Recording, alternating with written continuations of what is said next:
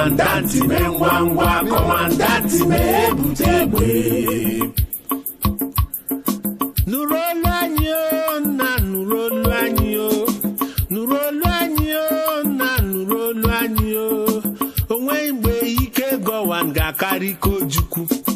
Onwe mgbe ike gowan ga-akarị Kojuku. Nna nuro, Chukwu kere ụwa nuro olu anyị o. Nna nuro, onye kere ụwa nuro olu anyị o. Nuro olu anyị o, nna nuro olu anyị o. Nuro olu anyị o, nna nuro olu anyị o. Onwe mgbe ike gowan ga-akarị Kojuku.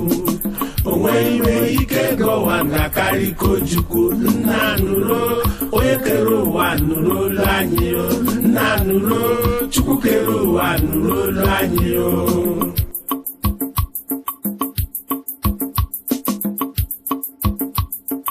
Anyị jere ijekwute onye nwụrụ ezuru ike gbamgbam ọlụ oyibo. Onye nwụrụ ezuru ike. Anyị jere ijekwute onye nwụrụ ezuru ike gbamgbam ọlụ oyibo. Onye nwụrụ ezuru ike. Mgbe anyị jere ijekwute onye nwụrụ ezuru ike gbamgbam ọlụ oyibo. Onye nwụrụ ezuru ike. Gọvanọ amaghị akwụkwọ zawa kọnelụ n'ọdara iwu ndị amị. Ayeye, ayeye, akụrụ gọvanọ ayeye. Gọvanọ amaghị akwụkwọ zawa kọnelụ n'ọdara iwu ndị amị. Ayeye, ayeye, akụrụ gọvanọ ayeye. Onye Roma bịara chimo, onye Roma bịara chimo, onye Roma bịara chimo n'ụwa mo, n'ụwa ọzọ. Onye Roma bịara chimo. Ekene ekenelu m Gabonu. Onye Roma bịara chimo n'ụwa mo, n'ụwa ọzọ. Onye Roma bịara chimo. Ekene ekenelu m Biafra. Onye Roma bịara chimo n'ụwa mo, n'ụwa ọzọ. Onye Roma bịara chimo. Ekene ekenelu m Igbo niile. Onye Roma bịara chimo n'ụwa mo, n'ụwa ọzọ. Onye Roma bịara chimo. Eburuje, eburuje, eburugo wanje, eburuje, ebe anyị na-aṅụ mmanya. Eburugo wanje, eburuje, eburuje, eburuje, eburugo wanje, eburuje, ebe anyị na-aṅụ ọkpọkọ. Eburugo wanje, eburuje. Onye tiwe tiwe titago nọ n'ụra. Onye tiwe tiwe tite Biafra n'ụra. Onye tiwe tiwe titago nọ n'ụra. Mgbe nwa agụ tetere eberebe gbuo na. Onye tiwe tiwe titago nọ n'ụra. Onye tiwe tiwe titago nọ n'ụra. Onye tiwe tiwe titago nọ n'ụra. Mgbe nwa afọ tetere eberebe gbuo na. Onye tiwe tiwe tite nwa agụ n'ụra. Onye tiwe tiwe titago nọ n'ụra. Onye tiwe tiwe titago nọ n'ụra. Mgbe nwa agụ tetere eberebe gbuo na. Onye tiwe tiwe titago nọ n'ụra. Onye tiwe tiwe titago nọ n'ụra. Onye tiwe tiwe titago nọ n'ụra. Mgbe nwa agụ tetere eberebe gbuo na.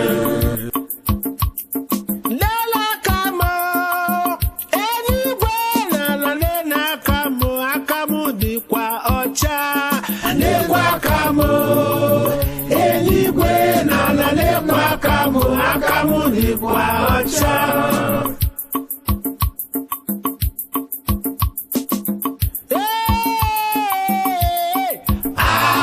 Maọbụ anyị ejere agha, onye ga-eje agha?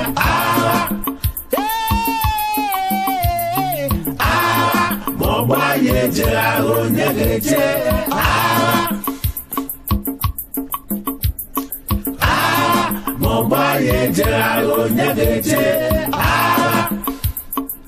Ka anyị jee Lagos, ka anyị jee Lagos. Ka anyị jee Binyo, ka anyị jee Binyo. Left to right Binyo, left to right Binyo. Border Uwayo, border Uwayo. Ayeye, ayeye. Aye ruele Binyo, aye ruele Binyo. Aye Road of Lagos.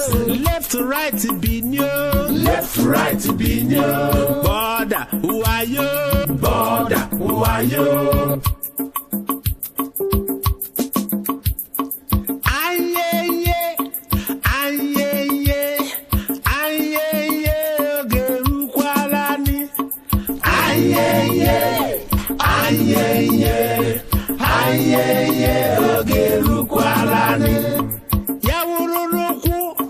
Yawuru naka, yawuru nisi na geru gwausa.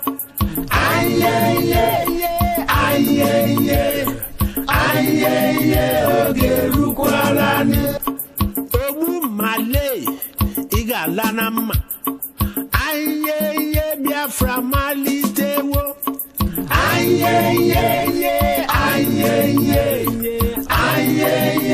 Ogeru kwalani. Yaburu nisi, yaburu naka, yaburu nuku na geru gwausa.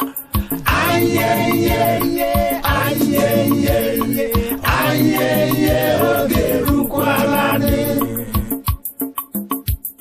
Every sincere-hearted person must therefore ask why. Why must weapons of war be an arbiter for settling human conflicts? Why must there be endless bloody civil wars in Africa?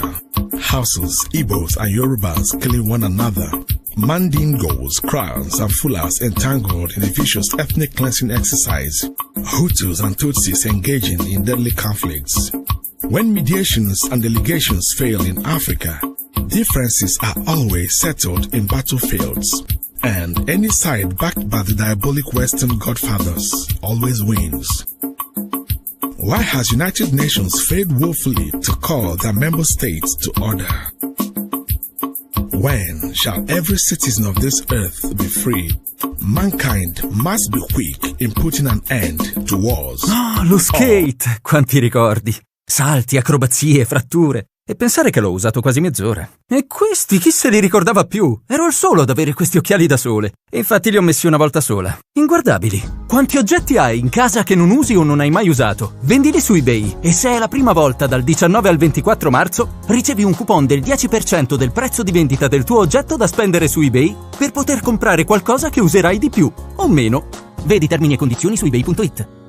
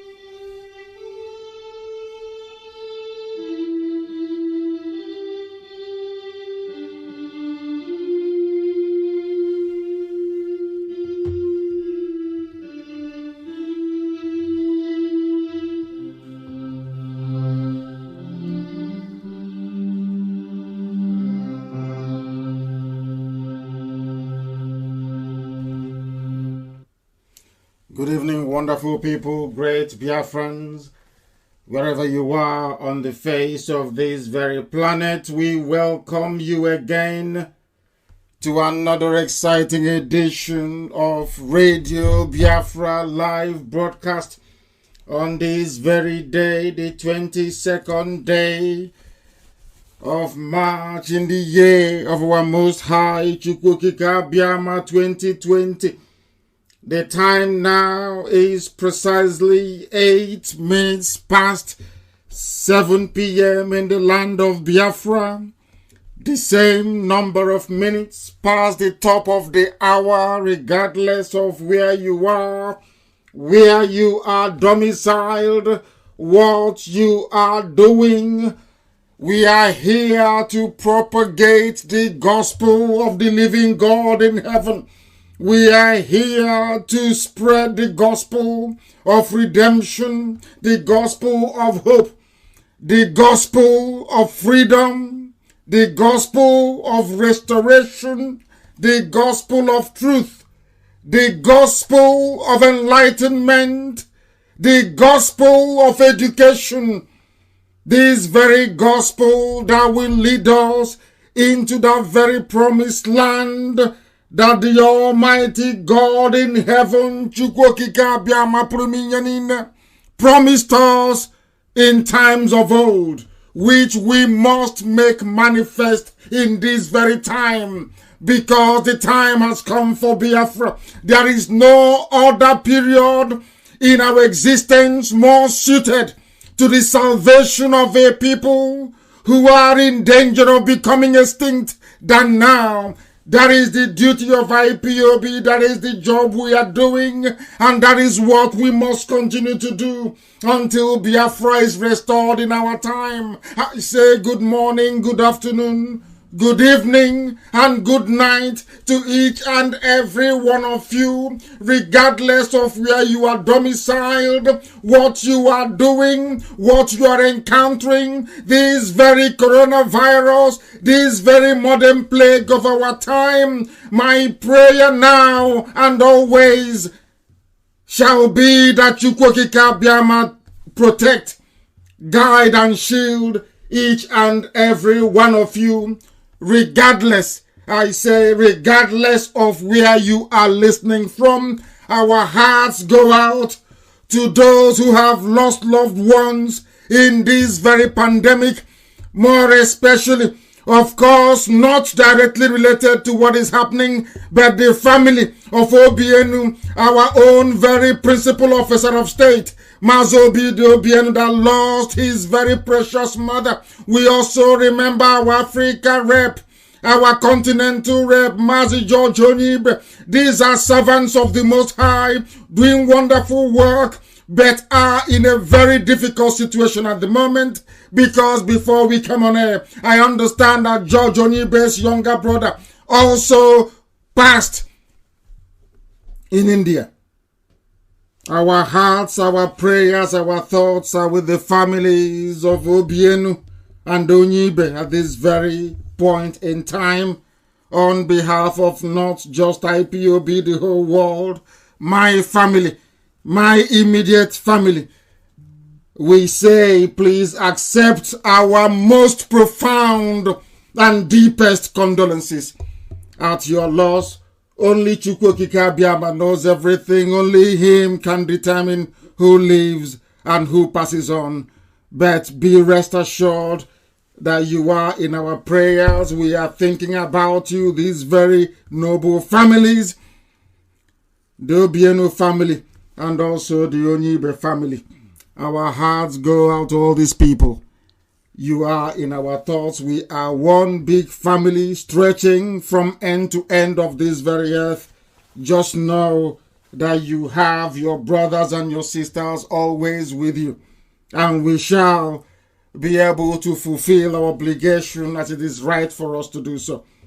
Before we continue, we must pray as it is customary for us to pray now and always, because Elohim is in heaven, presiding over the affairs of men on this very earth. What we are encountering, or should I say, what humanity is encountering now, is unprecedented.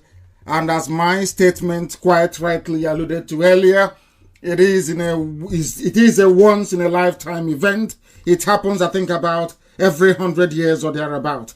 We must take this very, very seriously and do all we can to protect our people, our children, our families, that we may remain safe, to fulfill this very purpose for which God in heaven created us, which is to restore Biafra. We must pray.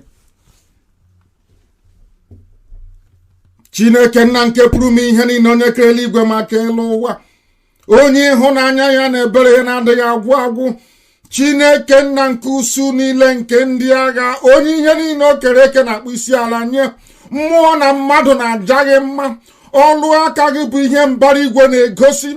Onye nwe anyị bi n'igwe, biko na anyị na-arịọ gị ka iwe gbatara anyị ọsọ enyemaka, ka iwe bịa, ka iwe zọpụta ndị gị na ụmụ gị nọ n'ekworo wee nọ n'ahụhụ, ihe isi ike wee karịa, mkpagbu dị iche iche wee si ebe niile dị iche iche wee dakwasa ndị gị ezi ebube dị ngọzi, n'ihi na ọ bụghị mmasị nke gị nna nke ebere ka anyị wee si etu a wee na-ata ahụ ụbọchị niile. Aka ndị iro wee bịagide anyị, obodo ekwensu bụ zu Naijiria, obodo ọchịchịrị nna nke ebere bụ obodo ekwensu, wee be ekwensu họpụtara lugard ka o wee pụta wee rụọ ọrụ ọchịchịrị n'ime ndụ ụmụ gị. Chineke nna nke igwe anyị wee na-arịọ gị ka inye gị wee bata n'ime ndụ anyị, na ọ bụ asụsụ eluigwe ka anyị na-asụrụ gị, n'ihi na ebe ị nọ ndị mmụọ ozi gbara gị okirikiri wee were asụsụ ndị Igbo wee na-akpụ isi ala nye gị. Ha sị na ịdị nsọ Chineke nna, onye kere eluigwe n'ụwa na ịdị nsọ, mmalite na ọgwụgwụ na ịdị nsọ, isi iyi nke ndụ na ịdị nsọ. O nweghị ihe ọbụla eji ama atụsụ na ọ bụ ya yiri gị. Nke ọjọọ mee, anyị ga-ekele gị nke ọma, mee anyị wee nye ha nsọ gị otuto, n'ihi na ọ bụ naanị gị bụ onye tozuru ịkpụ isi ala nna nke ebere dị ngọzi. Gị onwe gị bụ onye nọ tupu mgbe wee malite, gị onwe gị bụ onye kere nwoke ma kee nwaanyị, ma kee ụtụtụ ma kee ehihie ma kee abalị. Chineke nna nke dị nsọ, eze ndị eze kachasị ihe niile elu, anyị na-aja gị mma mgbe niile, anyị na-aja gị mma n'ụtụtụ wee na-aja gị mma n'ehihie wee na-aja gị mma n'abalị, n'ihi na onweghị onye ọbụla dị ka gị, eze ebube dị ngọzi. Eze ndị nsọ, bikonu mere anyị ebere, mere anyị ebere wee zọpụta anyị n'aka ajọ ihe. Bịakwa n'otu aka ka iwe gbaghara anyị mmehie, n'ihi na anyị onwe anyị bụ anụkpa ahụ. Agbanyeghị ihe niile nke anyị na-agabiga, mgbe ụfọdụ mmadụ dị ndụ ga-amanye aka site na-amaghị ama. Biko na onye nwe anyị na Chineke na-asacha anyị ka anyị wee dị ọcha, ka ihu gị wee chaa n'ebe anyị nọ, ka ihe gị wee mụbaa n'ebe anyị nọ, ka ngọzi gị nke pụrụ iche wee nọ n'etiti ndị gị, bụ ezinụlọ nke gị onwe gị ji aka gị wee hiwe, bụ IPOB n'ụwa niile.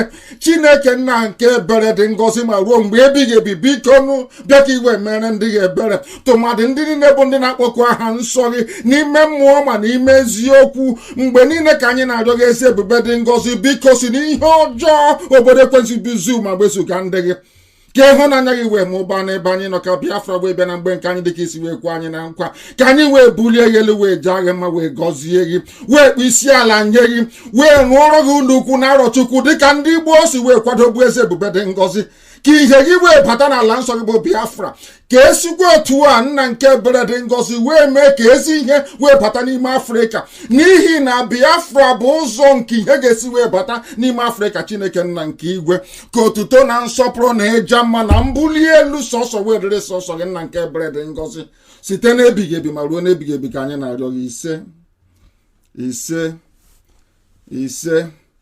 I felt like praying in the language of the ancients. As I keep saying all the time, this is the language that the angels are worshiping God with right now in heaven. For it is worthy and right for us to praise Elohim always. I welcome you once again. I'm Nnamdi Kanu. I am the leader of the indigenous people of Biafra all over this very planet. And by the very special grace of the same God we call upon all the time, a servant of the wonderful people of Biafra. And we must see this very divine project to its logical conclusion, for there is no other way There is no other option. There is no other means left for us through which we can once again re-establish our presence on this very earth as the very chosen children of the Most High, the children of light, only through Biafra. And that is precisely what we have come to do this very evening, to propagate this very gospel, to preach the truth, to enlighten and to educate our people who otherwise have been subsumed in darkness and iniquity of the damnable zoological republic. Nigeria is a zoo. Anybody who do not know that will need his or her brain examined. This evening we continue to dissect that abomination before God and before man. This evening we continue to reiterate and to demonstrate quite capably, I must say, that Nigeria is an abomination before God in heaven. Anybody who rises up to say he or she is a Nigerian, there is no way that person can make heaven. It is impossible. As we shall, of course, quite vividly demonstrate as we proceed this very evening, it is now dawning on most people who hitherto we are slightly hesitant about conceding to the fact that the zoo is finished. Now it is very clear. Regardless of what they do in Delta State, we are sadly, Ifeanyi Okowa is helping the Janjaweed from the north to be arresting, to be molesting, and to be killing our people in Delta State. They are trying to use the cover of coronavirus to perpetrate atrocities and evil in Delta. We must hold them responsible. We must hold them responsible in Delta State. That very person who is there, that Janjaweed, that Fulani Alamajiri, that is the police commissioner, that very director of DSS in Delta, we would hold you directly responsible for all the atrocities you have been perpetrating against the children of Biafra in Delta State. The same Delta State that the zoo army cannot stop their, what should I say, their terrorist arm, which is Fulani headsman Miyetti Yala, from killing people. They want to decimate our numbers. They want to frighten us into not putting up a resistance against the hordes of the army of darkness from the Sahel. But they have lost because we remain in Delta, because Delta is Biafra land. We are going to hold each and every one of you responsible. We will hold each and every, all those involved in the persecution of Biafrans in Delta. Do not think that because the world is battling coronavirus, that somehow they are no longer going to pay attention to all your human rights abuses, especially against we Biafrans. We are documenting very meticulously every act of impunity that the world may know and hold you to account at the appropriate time. We will not let go. We are not like any other set of people that you have ever seen. I am not like any other that may have come before me. Everybody responsible, each and every soul implicated in the persecution, arbitrary arrest, detention, summary execution of Biafrans will be held to account. That is an assurance. And they know it will happen. Because everything I say I'm going to do, I do. They know it is going to happen. Get your pen and paper ready this evening, because today is going to be a lecture of immense proportion. I must tell you this. Immense proportion.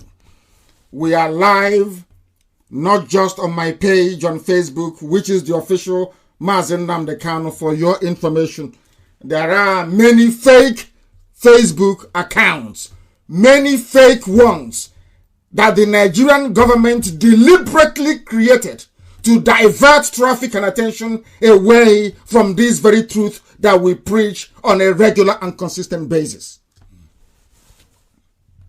We have identified those fake pages, and I want them to be published this evening that the world may know what the zoo is up to.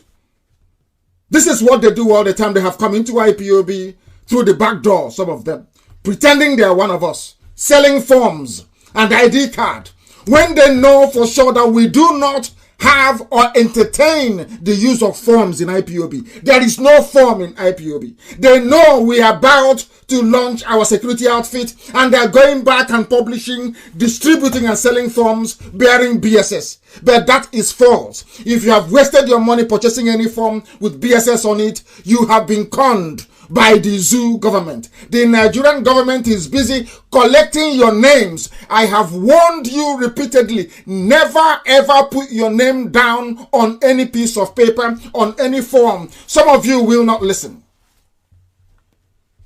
You won't listen. When they print those forms, they know how desperately we want Biafra. They know how we yearn for Biafra.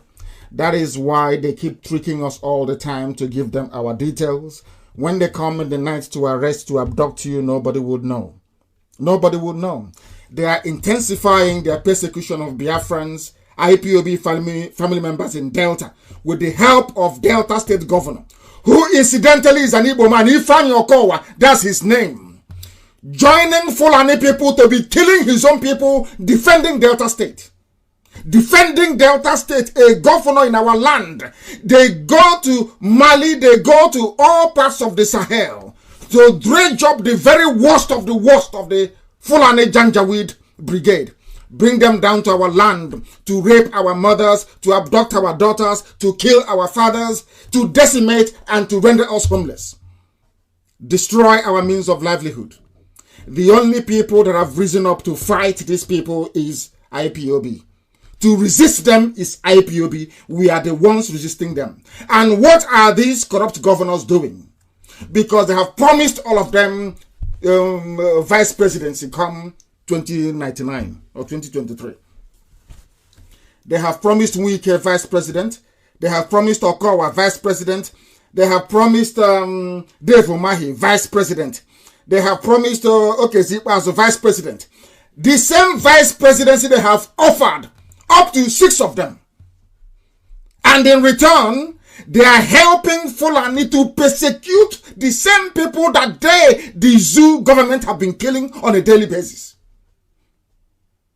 I keep saying it all the time, but of course some of you fail to listen. Only the Fulani have 5 terrorist groups. 5!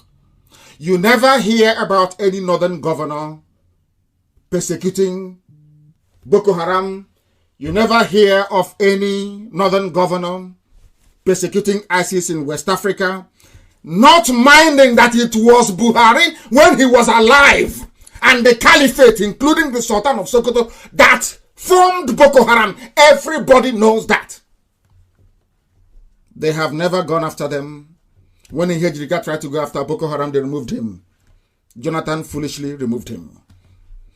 Now they have come into our land. Do you know there are places in Ebonyi State we can no longer go into? There are places in Ebonyi that we can no longer go into inside Ebonyi. These are Fulani settlements in Ebonyi State. They are coming. As usual, we have gone blind and deaf until it is too late. Until it is too late. Look at what Ifeanyi Okowa is doing in Delta. Somebody must remind Ifeanyi Okowa that Oju Zokalo served the zoo called Nigeria Today. He's in Kuje. Somebody must remind Ifeanyi Okowa in Delta State that Adaka Boro served Nigeria. Nigeria killed him. Somebody must remind Ifeanyi Okowa in Delta State that Kensara, we were served the North, served the Fulani against his own people. They killed him. Somebody must also tell this very man called Ifeanyi Okowa that history will not be kind to him, nor his family. This persecution going on in Delta State must come to an end. They abducted IPOB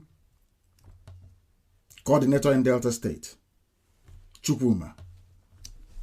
They abducted him. He must be released. I understand they have killed about 4 people already. They go to your workshop, they go to your office and they abduct you. DSS and the police. DSS and the police.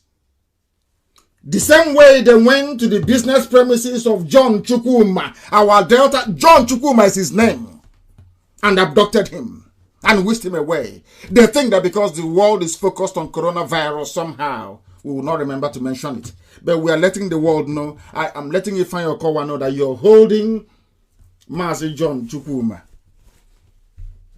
He is a Delta indigene. He is a Biafran. His name is John Chukwuma. He's Igbo. He is in Delta. You are holding him and you must release him. This is about the third time you've arrested him. Each time you people run out of money, you look for IPOB family members to arrest so you can make money through bail and all the rest of it. You share it into three. The prosecutor will get 1/3, the judge in the case will get 1/3, and the police and DSS will pocket the other. You people are making money with the lives of your own people. Ifeanyi Okowa, you are the governor of Delta State. You are the one lamenting and complaining that Fulani terrorists are in your state, killing, maiming, and raping our mothers in that very state. IPOB is doing all it can to stop them. Because we are checkmating them successfully. That was why you connived.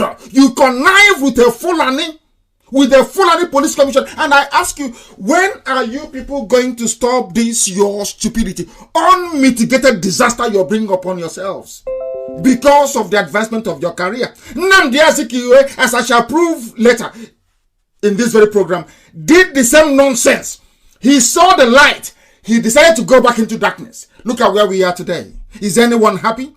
Why is it that the same template that you people, Ifeanyi Okowa, the same template you have followed over and over and over again and never yielded any tangible result is exactly the same thing you're replicating right now as a governor?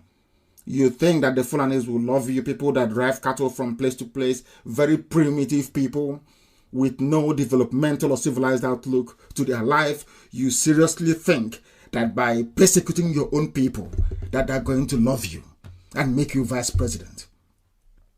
The same vice president they have promised Wike that he will be the running mate to Tambuwal. We know all this nonsense. We know all these things. This is the thing about us. We are never consistent. I said it from the beginning of this very movement. We lack discipline and application. Discipline and application. Any day we remain disciplined, any day we apply that very thing that we preach, every day consistently, you will see that our lives will change. People come out in the open and they say things so that the public will love them. They go behind the back and they do something completely different. And the opposite of that. People are, all of these governors, they understand the mess we are in as a people. They know it. The Yorubas have realized they have come together, not minding the terrorist attack that happened last week, which I will also delve into in a short while. But I want to deal with this issue of Ifeanyi Okowa and what's happening in Delta State. The Nigerian police are perambulating, patrolling, arresting young men in Delta and killing them. They arrest and they kill. Now the world will not see it. Any day I come on air to tell them that we are going to retaliate, they start writing to every embassy in the world, saying this is what Nnamdi Kanu said. Now they are abducting people and killing them. Nobody's talking, they've all gone mute. Now that Fulani people are making Mieti Allah with their terrorist squads are in our land, killing and maiming. All you do is you come to things are bad. Something must be done about Nigeria. But the people defending you, which is IPOB, inside Delta State itself, the same way we fought in Anambra, the same way we fought in Ebonyi, and still fighting in Ebonyi till tomorrow morning. What you did was to organize with the people that are persecuting your people, with the masters of the terrorists, to come and arrest and kill your own brothers in Delta State. And you say you're a politician. This nonsense you're doing, Ifeanyi Okowa, those before you tried it. And they came out abject failure, all of them. Jim Wobodo served enough. Zeke brought him up, he served enough after he left as the governor of Anambra State. They took his Savannah Bank. Some of you don't learn. You don't know anything because you're incapable of reasoning. You are also foolish. I don't know why, because you occupy a government house. Somehow you think they will love you. If you betray your people, they will love you. You're mad. They go behind your back, all of you, and they'll be laughing at all of you. Some of you think you're smart. As a governor, you sit in governor's lodge for 8 years, stealing, accumulating funds for yourself and your family.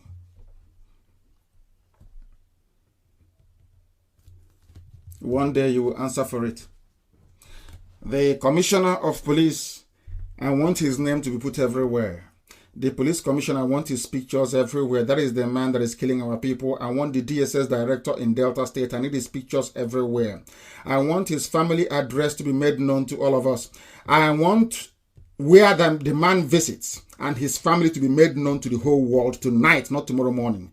It is an order immediately. I want to see the face of the Alamajiri police commissioner in Delta State. I want to see the face of the DSS director in Delta State. And also add the picture of Okowa, that the world may know those killing innocent Biafrans in Delta because we said no to Fulani terrorism in our land. The same people come out, they complain. Oh, we are dying. They are killing our women. We can no longer go to the farm. And IPOB is doing, the only people doing something about it. Is it because we don't come on air every day to tell you what we've done or what we're about to do? All of you are there and are keeping quiet. So if IPOB were to stop now, you still come online and say, what is IPOB doing in Delta? Now we are doing something. Okowa is sending Fulani terrorists in uniform to come and kill IPOB family members in Asaba especially. They want to take it over. Some of you don't know. Go to Asaba after Head Bridge. If you pass on the child, after Head Bridge, cross the bridge and come on. Is Alamajiri on the right and on the left, selling yam and plantain. Some of you are so blind you cannot see until what happened to you in Lagos happens. Then your eyes, even what happened to you, I'm not even sure you've learned anything from it. Some of that, say a pipeline explosion. It was a coordinated terrorist attack with multiple bombs. Multiple gravity bombs, if you do not know. It is called a gravity bomb. If you don't know, it can only be sourced by the army. Some of you do not know there was a Nigerian army that planted those bombs in Abulado to kill all of you. Because they know that Yoruba papers will not write about it. And the truth from, did Yoruba papers write about it? The answer is no. They won't write about it. They will not. Do you know why they didn't write about it? Because it wasn't Yorubas that were killed. Those killed are Biafrans, Igbo people especially. So who is going to defend you? You know, sometimes I can't understand why some people fail to reason. I don't know why they fail to reason. They are burning your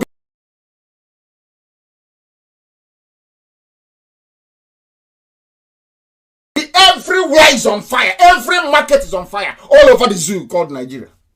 The markets that you own. Yet you don't want to reason. There is no sense of national urgency.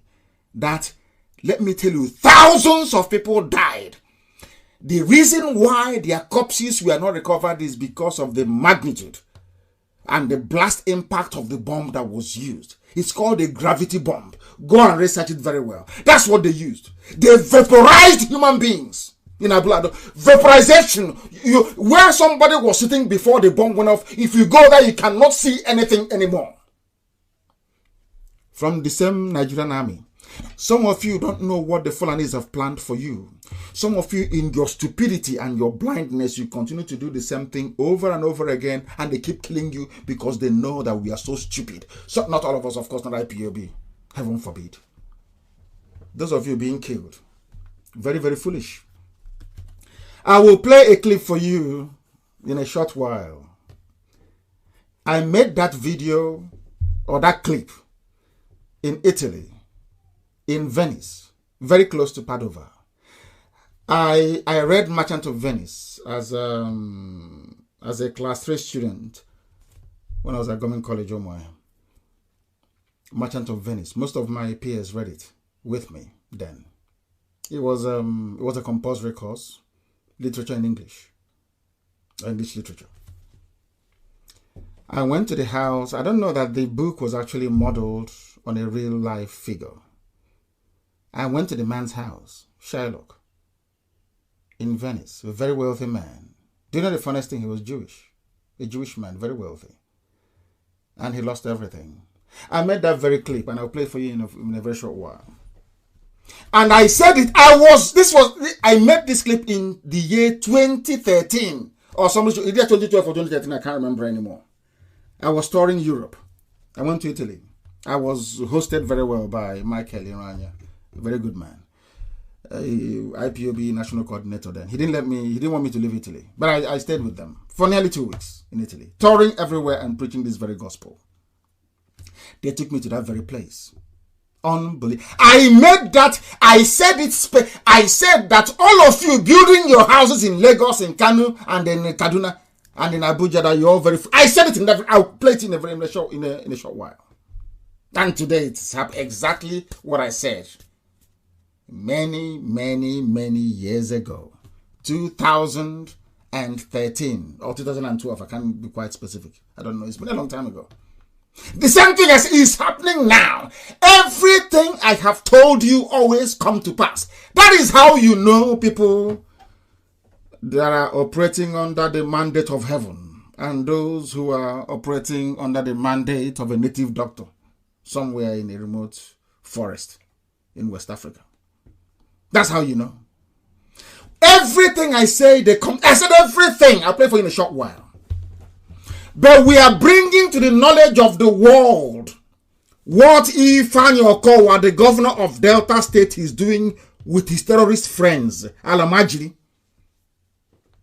the Janjaweed, who are in police and in DSS. They have come to take over our land. We are under pressure on 4 fronts. In case you don't know, all what I call the old border towns are in serious danger of collapsing to Fulani hegemony. Ebonyi is under pressure. Anambra is constantly under pressure. Enugu is under pressure. And so is Delta. And do you know why they're all under pressure? All these states I have mentioned, they have Miyetti Allah as part of the government. I know some of you are shocked, but it's true. The same Miyetti Allah responsible for killing us in Nimbu, Ozo 1, everything that is happening in Izi, everything that is now happening in Delta, what happened in Anambra West, everything. The same people that come, destroy crops in the farm, rape our mothers, kill us, the same people, your so-called governors, assimilated them into their governance structure. Sometimes they say truth is stranger than fiction. This is what is happening in our land. Right now, as I preach this very gospel to you this evening. They have gone to Lagos in a place called Abulado. They have killed our people. Look at the level of devastation. Devastation that they wrought on our people. Some people can no longer mourn because you don't know who died and who survived. A lot of the people basically vanished. It's called vaporization. They were vaporized because this is a very powerful bomb. They used 4 bombs. 4 gravity bombs. 4. They go and they say, give us military weapons. We want to fight Boko Haram. The same Nigerian army is planting all these weapons in predominantly Biafran areas to depopulate, to kill, and to take over our land, our properties, and our businesses. That's what is happening. As it happened to the Jews, as I told you in 2013. So it's happening to us today. And why is it happening? Because some of you do not. That these people, these bastards born by Fulani fathers during and after the war, it's them. Born of wayward mothers. It's them. Look at the way we are being killed.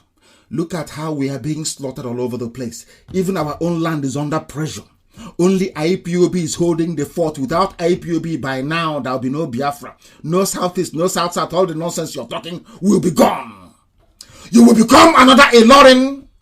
Look at the way that the people, the Yoruba Muslims from Ilorin, they are the worst breed of Yoruba people. The worst, the very worst. I tell you the truth. I don't mince words. I speak the truth. Go and research. You know, the Akintolas of this world. Go and do your research. Go back to history. You will confirm that whatever I'm telling you is the truth. The whole truth and nothing but the truth. Complete truth. I'm not diluting anything.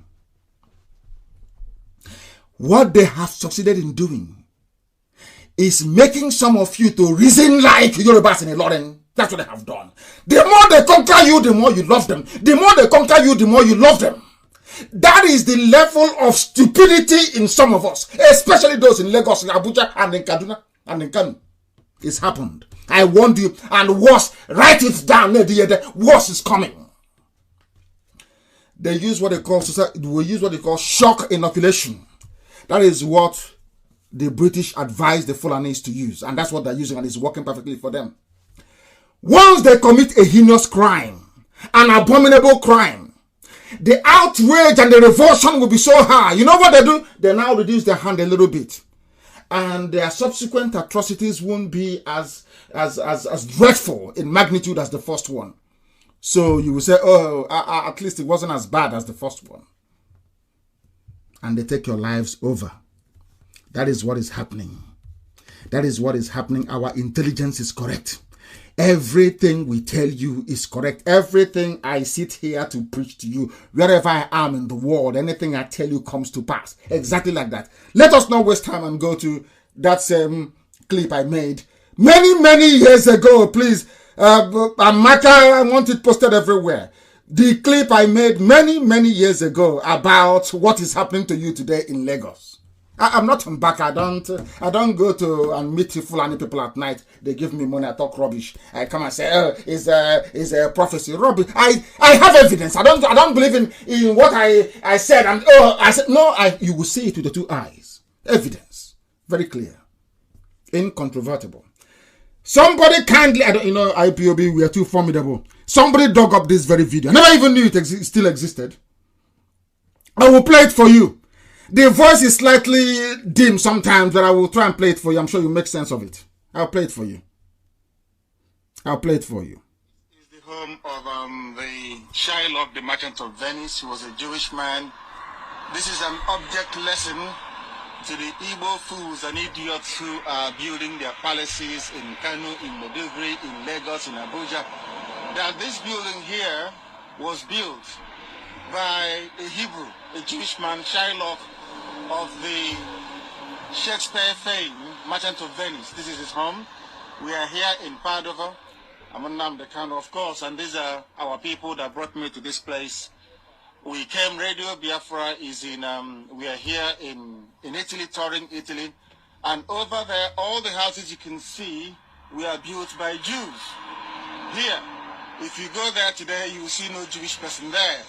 It's all been taken from them. This is the home of the man that there was so much jealousy against this man in Europe that they decided to write. Shakespeare himself wrote The Merchant of Venice. If you look here, that is the canal.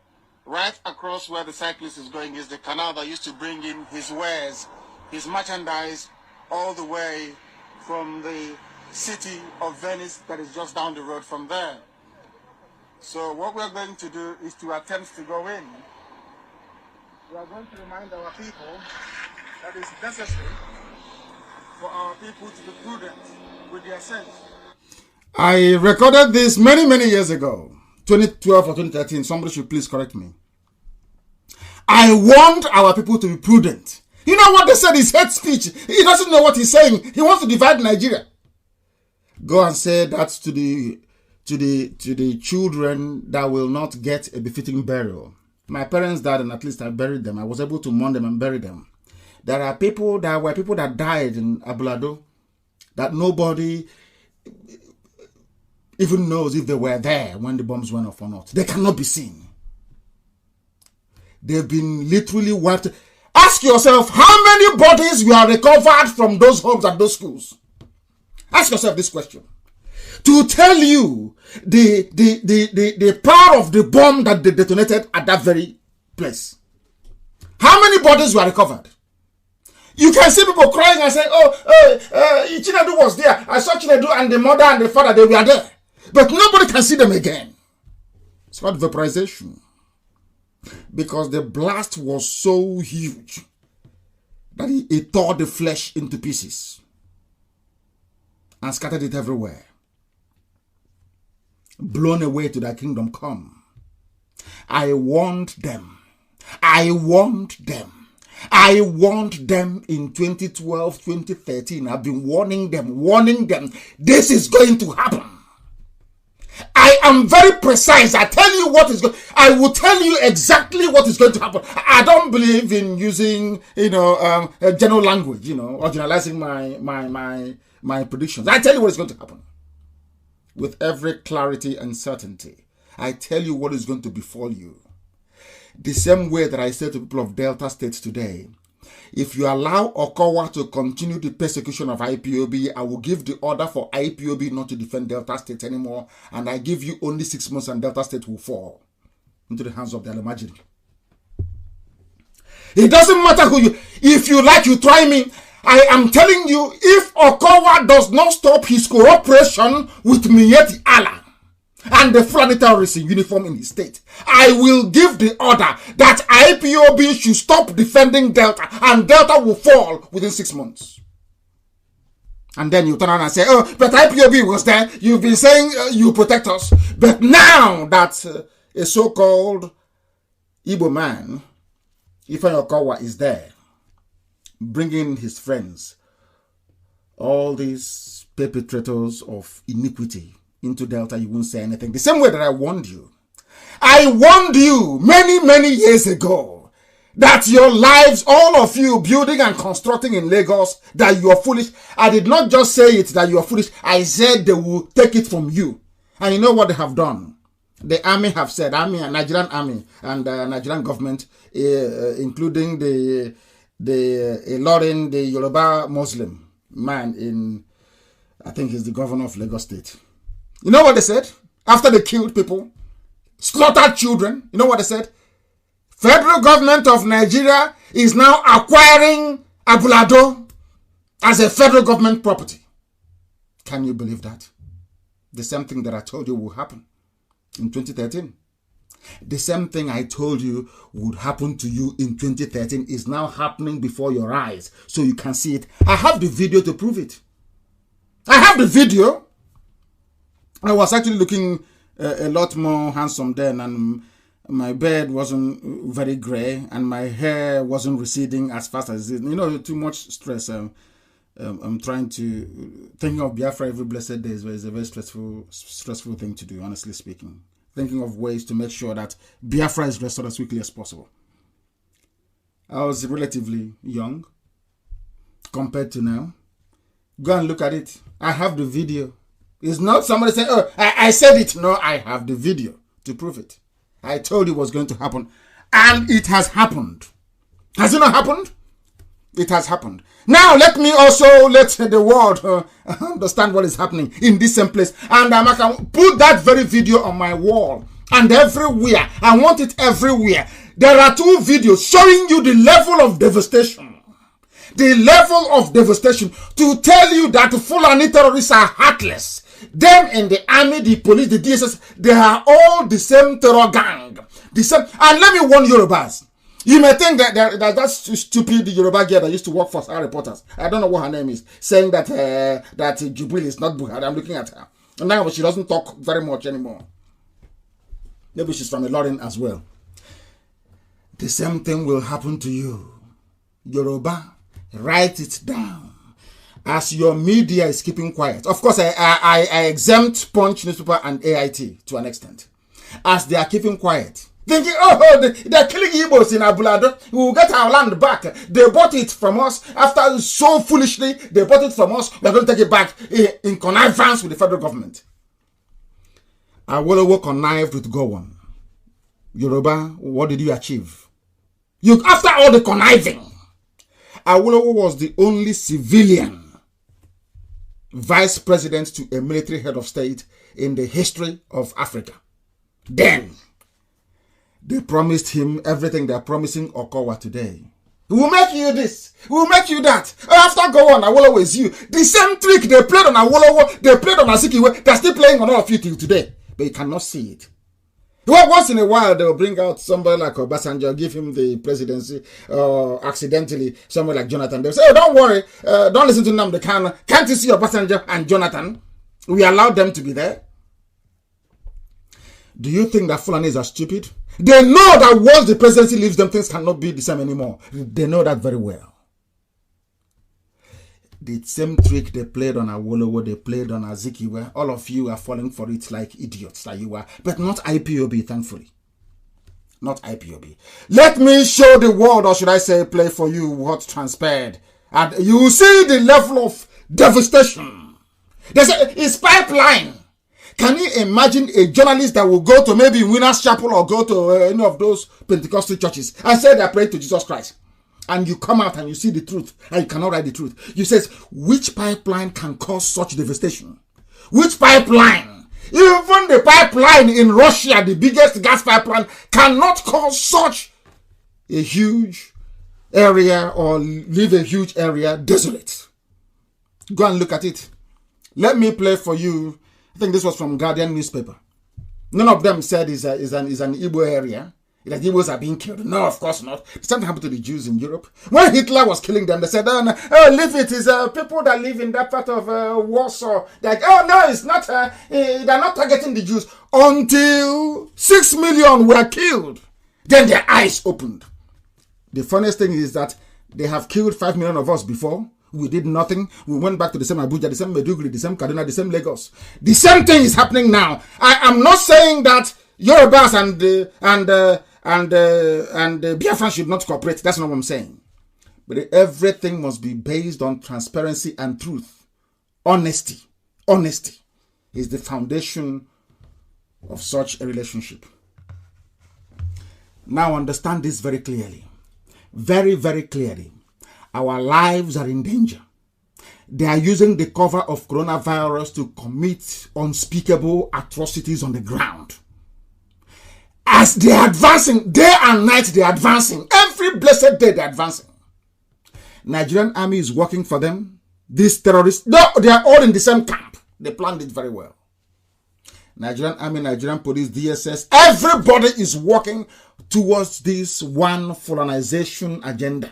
By the time you realize it is too late.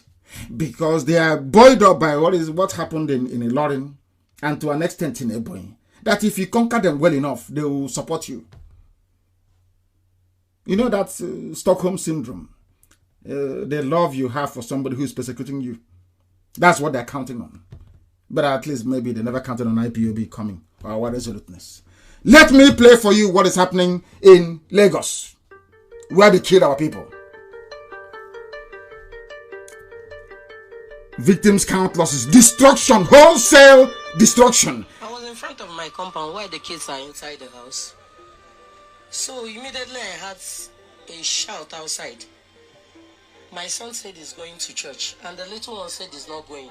So I was like, okay, you go while the little one stay with me at home. Then we'll go for the next mass. The only thing I could see was a hard noise from outside. People were shouting, help, help, help. It was not up to 20 seconds. There was a heavy explosion. So when I went to... Can you hear that? Everything I tell you is correct.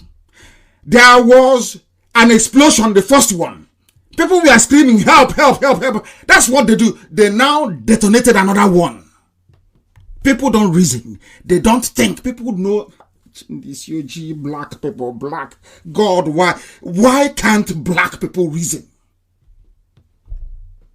This is what a journalist that claims he or she is God-fearing will sit down and write and say, it's a gas line. It's a gas, that the gas exploded and other cylinders in people's houses started exploding. There was no emergency debate in their useless Senate. Nobody discussed it because the papers never wrote about it. Everybody went to sleep and it's gone. People are dead. Children are missing. They will never be buried. Never. Let's continue listening to the lady narrating her ordeal. So there are people. Can some people actually learn? Sometimes I wonder, can they really seriously learn? Let's listen. who I was asking, the whole building collapsed on my children. So I called people to come and help me bring out the blocks so that I could bring them out. Immediately I came outside, I saw heavy smoke upstairs. The smoke was much. Rushing inside, the building were collapsing in heavy form. I was, there is no way out. So next thing we saw was fire all over. We could not bring anything out. When I was looking front and right there, I saw a car going up in flames. So I was like, there are people inside this car. I never knew it was Lynn Dave's school, the private school. The son that came from America, that once got married, the man and the son and the wife, all of them got born inside the car. The whole building collapsed. So I called people to help me out, and they bring out our things. They bring out my children, so we now run away. Getting to the other point there, we saw the children. Some, their head is off, while some, they cut off their 2 hands and leg. All the children in Bethlehem College, they were badly injured. Some reverend sisters were involved, they lost their lives. Many people lost their life in the incident. So we just find our way at the back of that plaza. That's where we escaped yesterday. That is how they massacre you, because when they come to your villages and kill IPOB, you keep quiet. When they persecute those who are fighting for your survival, you keep quiet. That's why they did this to you. And they will continue. Do you think they're going to stop? How many years ago did they attack the Catholic Church in Madala?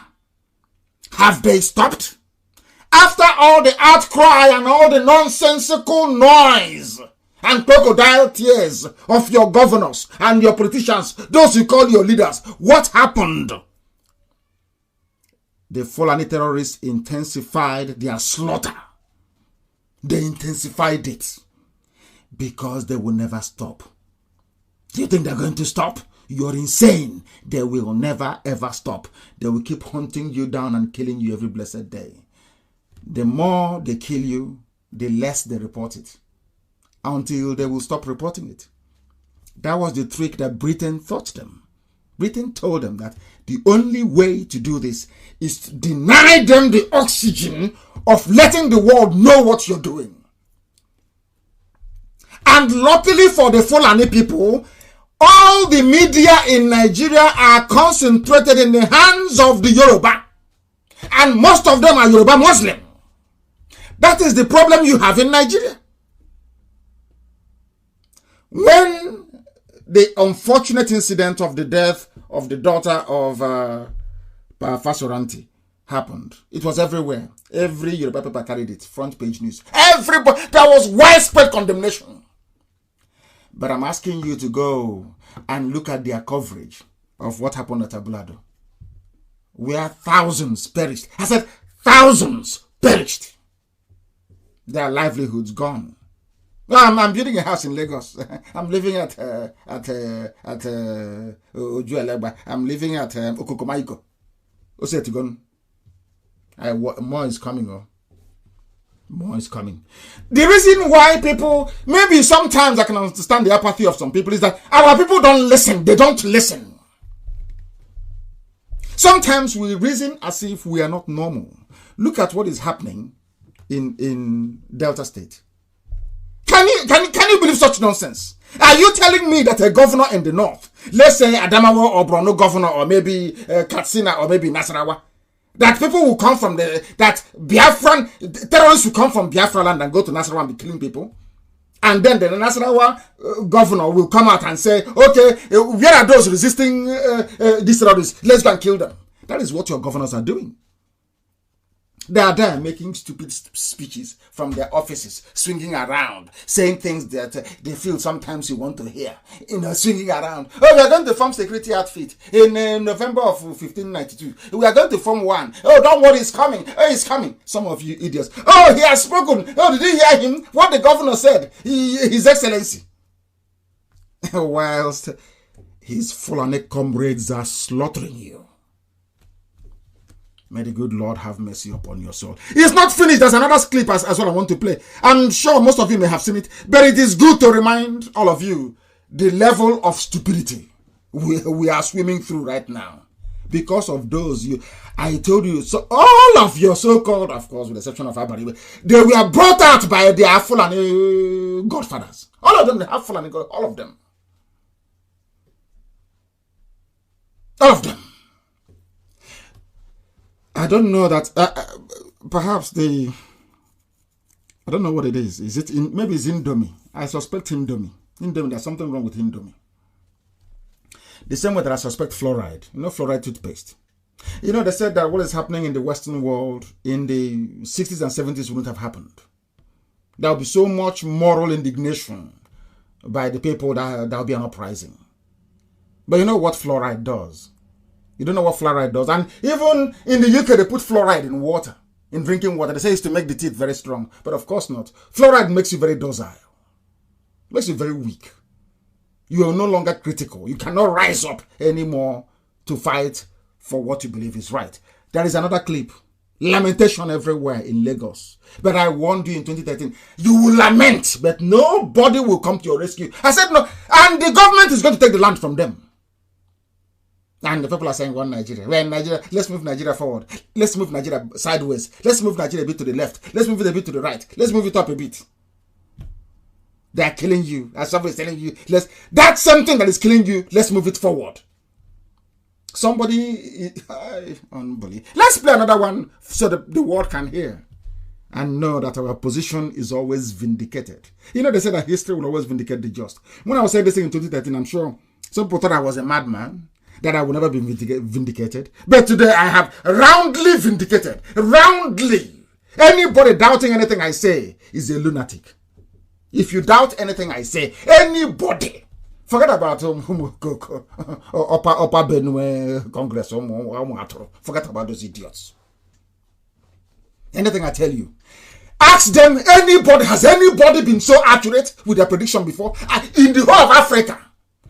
If you show me anybody whose predictions are as accurate and verifiable as mine, I will stop what I'm doing. I will stop it. Show me there is no human being alive that hasn't been born. Everything I tell you is true. Everything I open my mouth and I say is correct because heaven directs me on what to say. Heaven will tell me and I will tell you it will come to pass in front of your eyes. Not behind you, you will see it happening. If there is anybody who is as accurate as I have been with my predictions, bring out the person, I will stop, I will resign as IPOB leader. No human being. The whole world, no human being. There is no single soul, no human being in Africa, in the zoo called Nigeria, anywhere can match the degree of accuracy of our prediction. No human being can. What I told you, exactly what I told you in 2013 is now happening. Let's listen here. Pure attack on Igbo, he's saying. Yes. And this is the first sample. And another one is coming. I'm telling an average Igbo man, open your eyes, advise them. If you keep on waiting, the next one might be deadly more than this. They might be telling you that it's earthquake. Yes. Because they know how to camouflage. Only God knows that Nigeria is not one. Being a Nigeria is a problem. Let's now sit and talk. But we should start that talk from myself. I'm going to advise our people. Stop investing in West. Finish. Stop investing in North. I can invest in South. He's coming and attack me. Then we cannot fight. But here, look at damages. Cops are still inside there. Go and check. Look at. Government doing anything. Cops are still inside the buildings. Go back. Did you hear what he said? He said he's now advising himself. No more building in Lagos, in the west or in the north. I told our people that Jews tried the same nonsense you're doing. Biafrans, Igbos especially, Jews did the same rubbish. You see, all this nonsense. Oh, we are prime minister. Oh, we are going to be the premier of Austria. We are going to be the prime minister of Norway. The same nonsense you're doing, it didn't start today. You know, history has a very funny way of repeating itself. I remember one wise man founded the Zionist movement, traveled to Austria and spoke to a very prominent Jewish man. He said to him, I am the prime minister of Austria now. Our people are climbing the same rubbish you hear from these morons all over the zoo. The man lost his life in Auschwitz along with his family. He was gassed to death. We are hated the same way the Jews are hated for no reason. We are blessed because of the blessing God gave to us. That is why they hate us. Some of you claim I'm a Christian, I'm a this, I'm a that. You don't read the scriptures. You don't read. The reason why his brothers hated him, Joseph, was because his father loved him. That is the only reason for the hatred. The reason why some people say, oh, Nnamdi Kanu did this, now they can stop him, is because they know that I love Biafrans and they love me. That's all. Not because I don't know who they are. Once you're loved by a superior power, those around you will hate you. Even in families, it happens. Once your mom is favorite or dad is favorite, that's the way people look at you. That's the way it is.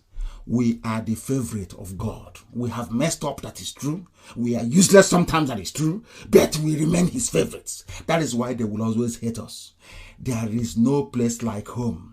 No place in the... Today are they killing Jews anymore? Do you kill Israelis anymore? I'm asking you. If you kill Israelis somewhere, Mossad will go the next day and kill your entire family. So you will stop. But now they're killing us.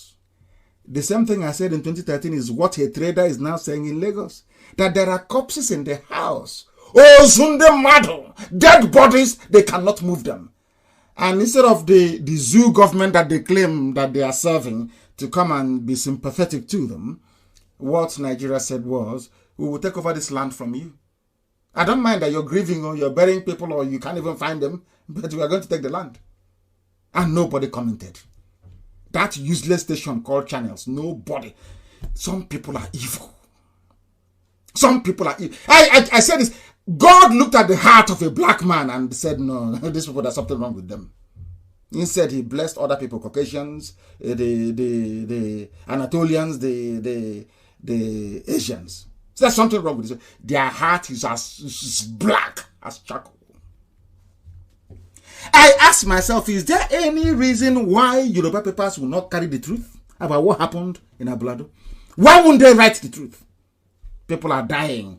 They said there are children still inside some of the buildings, dead bodies still there. And what the government wants is let us go and take over the land from them. Very, very sad indeed. We must continue.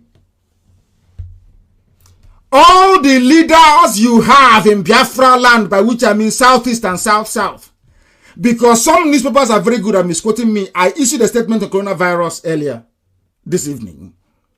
And instead of writing exactly what I said, they have now said, Nnamdi Kanu give advice to Ndibo, to Southeast. No, I was talking about all Biafrans.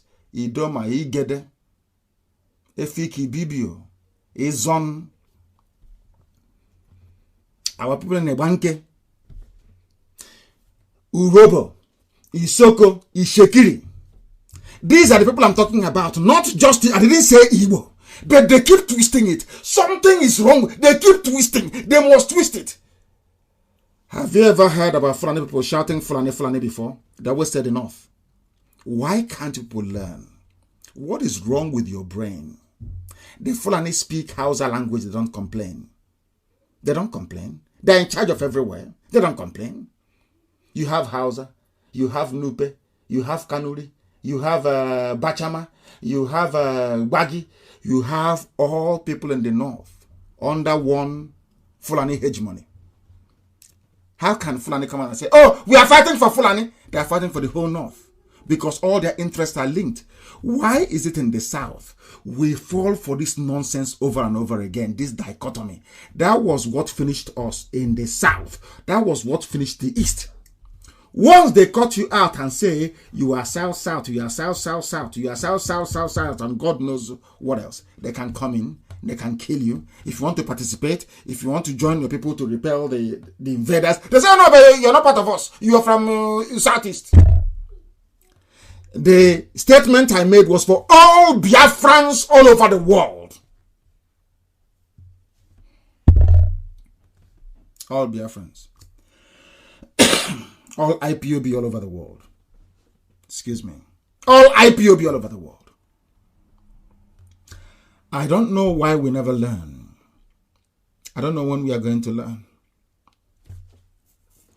The international community must hold Nigerian government to account for the genocide going on in Delta State and across the entire South, but the East especially. They have refused. The so-called governors and politicians, they are interested in their families and what they can get from governance, not what they can do for you. It is only IPOB that can save you. No order. No order. I keep saying no order. Our message to these terrorists and their sponsors remains the same. That we shall continue to resist them, as we are doing in Delta State. Any day, if I will give Delta people, our traditional rulers and our elders in Delta, the opinion leaders in Delta, to give Okowa 14 days to apologize to IPOB publicly. If he doesn't do it, I will withdraw IPOB volunteer command from Delta, and you will see what Fulani will do to you in Delta State. Then your eyes will clear. Remember that everything I've said to you before has come to pass. Remember that very well. Not tomorrow you'll be shouting, oh, but where is IPOB? Nothing is happening. They're not doing anything. I am warning you now. Okowa must apologize. He must apologize for what he is doing. The zoo is bad. I have left because what I'm going to do is there was something that I came across on Nnamdi said. I've read it over 100 times. I couldn't believe it. Over 100 times. I've seen it, but I can't believe it. But I'm going to read it for you tonight so you will understand what is happening. Somebody called Okon said there is no compulsion to remain united without restructuring. He is an elder statesman. He's a former senator. Aniyetie Okon. He served in the Senate between 1999 and 2003.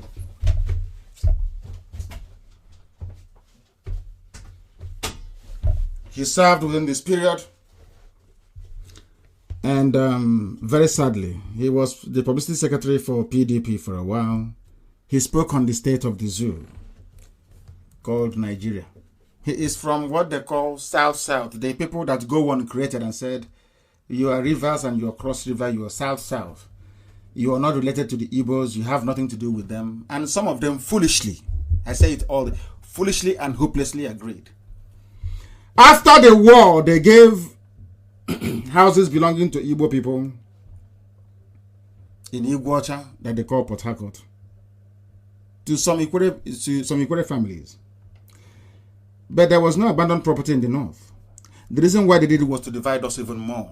So that an Ikwere man, in order to keep a property that is not his, will say, oh, I'm not Igbo. Do you understand the trick? It's a very simple game. It's divide and rule. It's very neat and very simple. Just like when the white man came, he will go to a village and he will pick somebody and say, you are the warrant chief of this village. Forgetting all the traditional precedents and how traditional rulers are appointed. That's what happened. They will come and they will say to you, oh, I'm not Igbo. The reason why an Ikwere man will say I'm not Igbo is because the property he's living in does not belong to him. Because if he says it's Igbo, that means that it's an abomination to take over your brother's landed property. It's an abomination in Igbo culture. In order to justify that the money that you went to school with, you were trained with money gotten from a stolen property. You say, oh, we are from Benin. You know, if you come from Benin, there will be no, you won't have conscience. That's why all that nonsense. We are from Akaraka in Benin. All that rubbish. But Ikwere is Igbo land. We know the history. If they want to teach them the history. We are all one people. And of course, as soon as Biafra comes, we will be able to do things differently. We will be able to do things properly the way it ought to be. We will be able to do things differently. We will be able to do things the way it should be done. The way it should be done. I have been sent something today, right now, that it is finally open that Jubril is not Buhari. We'll get to that later. I have a section of that coming up. They have now admitted it, that Jubril is not Buhari. You know, I'm never wrong. I am not wrong. Some people will say, oh, but he should be a bit modest and admit that he's wrong. So I am not wrong. Before I come on air, I pray. I pray 7 times every day. Are you aware of that? 7 times a day. I pray 7 times a day. I am under divine mandate. Everything I tell you is the truth. Garuba Shehu have actually admitted under, I think is, I won't call it cross-examination, that Jubril is not Buhari. It's very clear and neat and clean. The whole world has seen. And I thank Simon Ekpa for actually bringing it up. I think is the Simon Ekpa does this very brilliant video analysis, which I think is a new genre, so to speak, in this propagation. I think he's doing a very good job, and may he continue and let the demon not go into him. He should remain focused, applied, and disciplined. You know, our problem is lack of application and discipline. Once you're disciplined and you apply yourself dutifully and diligently, the end result is always assured, is victory. Now they have admitted that that Jubril is different from Buhari. They've admitted it. That's what they're saying. But we'll continue. Somebody from the South is now saying that, oh, give us restructuring, or there's no compulsion for a nation to work. But when Fulani was using you, did not know. When they come to give you pipeline security, hey, can you please guide this pipe from LLM to Obibo? I'll give you money. You never ask yourself, but who's actually benefiting from the oil wells? They're all from the north. All you do is security guard. And when I tell you, oh, come, my brother, let us repel these infidels. You say, oh no, I'm not a Biafra. Oh, I'm not this thing. I'm from Bini. I'm from Akaraka, from Bini. Your name is Chibika Meji. You say you're from Bini, from Akaraka, from Bini. Stupidity is a disease. I will never get tired of saying this. Ken said, where was I? My alma mater, Government College Omwai. Of course, the finest British-run boarding school you had in the entire East. Of course, Azikiwe said that. I'll refer to that later on. He went there on scholarship. Ken said, we were respected and loved at Government College Omwai. Any Omwaian will tell you about Erekosima house. Erekosima. He was a principal. Government College Omwai. A John Erekosima. Go and ask.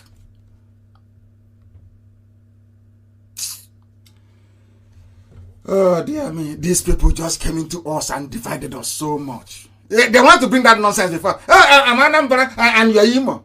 IPOB came and destroyed all that rubbish. Do you hear that nonsense again? Oh, you're from Enugu. Oh, you're from Ebonyi. I'm from. Do you hear that rubbish in IPOB? We are one family. One family. In Cross River, they have a fraternity, a cult. We have where we come from. Everybody is the same. The same the same Akwamini we wear, the same thing that Akpabio wears, that Tuto Emmanuel is wearing, something that I wear. The same thing, the same cap. You know that our woolly hat, Webru. The same Okonko they have in Anang is in my village, Okonko. The same Okonko is in my village. The same fraternity. The same Eko that you have in Ekom, in Oron, it's some Eko we have in my village. And you left all of your people and you say, yo, a Fulani man from Mali is better. Is my brother. Lord have mercy upon some of you. Lord have mercy upon some of you. They have admitted that Jubril is not the same as Buhari. Of course, as I know they would, over time. Of course, they're going to admit it. Why wouldn't they admit it? Why would they not admit it? Because here we preach the truth. Everything I tell you is correct. They are borrowing money. They have left you out of it. They are bombing you, killing you in Lagos. The money from the so-called Nigeria you're not getting.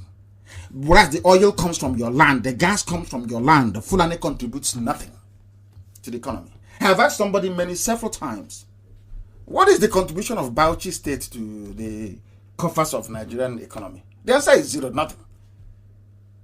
They say they grow yam and they grow onions and they grow tomatoes. All that has been blown aside. It's something that we grow in Nsukka. So what do you contribute? Nothing.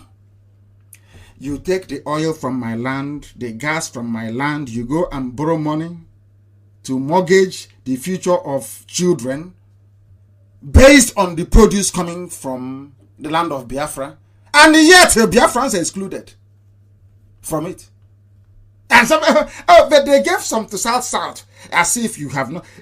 When you go to school to study the history of colonialism in those days, when they taught history in schools, the first thing you learn is the British divide and rule. That's how they work. Divide and rule. What is happening in Hong Kong and China, in Pakistan, in India, in Bangladesh, in Kashmir, divide and rule. Why can't you people reason? You can't think for yourselves. They have run the zoo to the ground. Fulani have destroyed Nigerian economy to the extent that the Senate president, one man called Lawan, this is according to their news, helped Nigeria out of poverty. So you can't help yourself out of poverty. But you say you're matured, you're grown up, you can stay on your own. Why don't you ask Britain to come and colonize you again? Help Nigeria out of poverty. Senate president begs World Bank. People without shame, no honor, no dignity, no pride, nothing. People without honor. People without honor. That's what's happening to them. People without honor. That is what is happening to them. The zoo itself. And they want to compete with IPOB when they know they can never ever compete. I wrote and I said to Jubril, come out and address the people. Every day Trump will come out. Every head of state, even those without any recorded case of coronavirus, they will come out in public. Every day. They will dress down. Every president in Africa, they will dress down. They will answer questions from journalists. This one never says anything. Even ordinary greeting. Hello, ladies and gentlemen, is written for him. Ordinary ladies and gentlemen, he has to look in the book to read it out. Good morning, ladies and gentlemen, he's reading it because his Jubilee is not Buhari. Everybody knows that. You can't recover from a brain tumor. Everybody knows that. You cannot recover from an illness and you claim you've forgotten your mother tongue.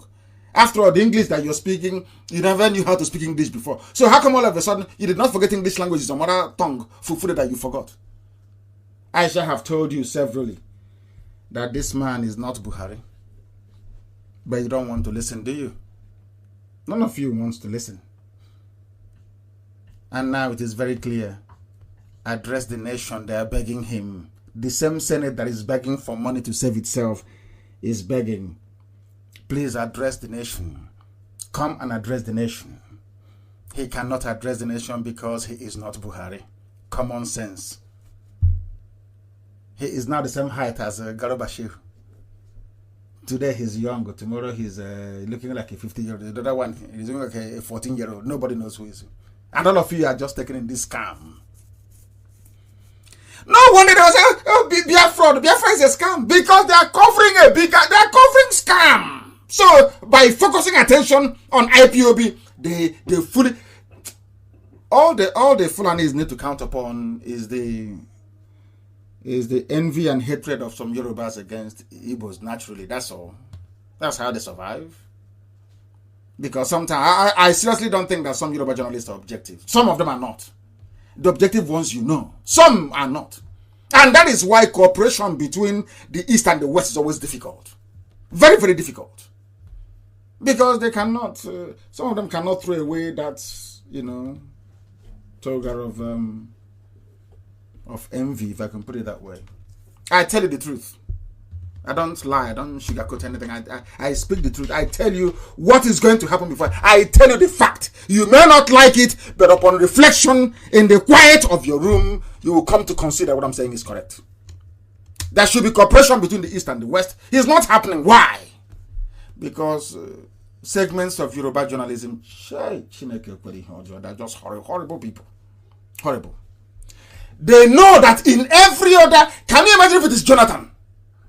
Jonathan saying, oh, I will not address the nation on Corona. Hey, Yoruba media will eat him alive. They will eat him raw alive. But because they have frightened all of you with terrorism, basically reduced you to nothing. That is why you can't speak. You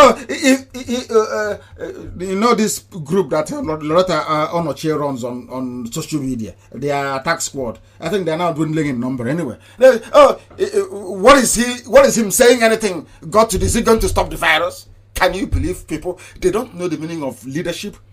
They don't know the meaning of democracy. They don't know what is called accountability. Because the only thing they know to do is to move cattle from place to place. They know nothing. That is not. I keep saying it. They say, "Oh, you're being this. You're being racist." I am not being racist. I'm not degrading anybody. I'm telling you the pure fact of life. A democratically elected president cannot address the country in a time of pandemic. Pandemic. Oh. Then when are you going to address them? When will you address them? That is the meaning of democracy. Tell us what you're doing. You owe it to the people. If you claim you're Buhari, come out and speak. And take questions from journalists. They cannot do it. And you have Yoruba journalists. That stupid girl that used to work for Sarah Reporters. I've forgotten her name. That was defending Jubril. It has happened now. I've just been sent a clip now that Garba Shehu have finally admitted that Jubril is not Buhari. Now they know. Here we shred the zoo to pieces. So they are nothing. If people can actually forget, I say to Yoruba, forget your prejudice about IPOB, Nnamdi Kanu, and the Biafra. Forget, put it to one side. Ask yourself, is what Nnamdi Kanu is saying, is it true? What IPOB is saying, is it correct? The agitation for Biafra, is it merited? You go to Lagos, you kill people. You come to Ebonyi, you kill people. You go to Anambra, you kill. You come to Delta, you kill. You're everywhere, slaughtering, burning people's houses and businesses, and you want the same people to stay in that country with you. Are you not mad? Are you not mad, I ask? Are you not mad? I ask. Coronavirus, he cannot address the people. I have addressed Biafrans all over the world. Let him come out and address people. Address them and take questions from journalists. He cannot do it. Because the person you're calling Buhari is not Buhari. He's a Sudanese. When will you people learn? When will you people ever learn to reason? When will you learn to reason? When will you learn to reason? We continue to do our work, which is to expose the damnable Zoological Republic. And who brought us into the mess that we're in today? People must be very patient with us this very evening. Very, very patient, please. I beg of you. Be very, very patient because we are coming. I said it's quite a lot this evening to cover.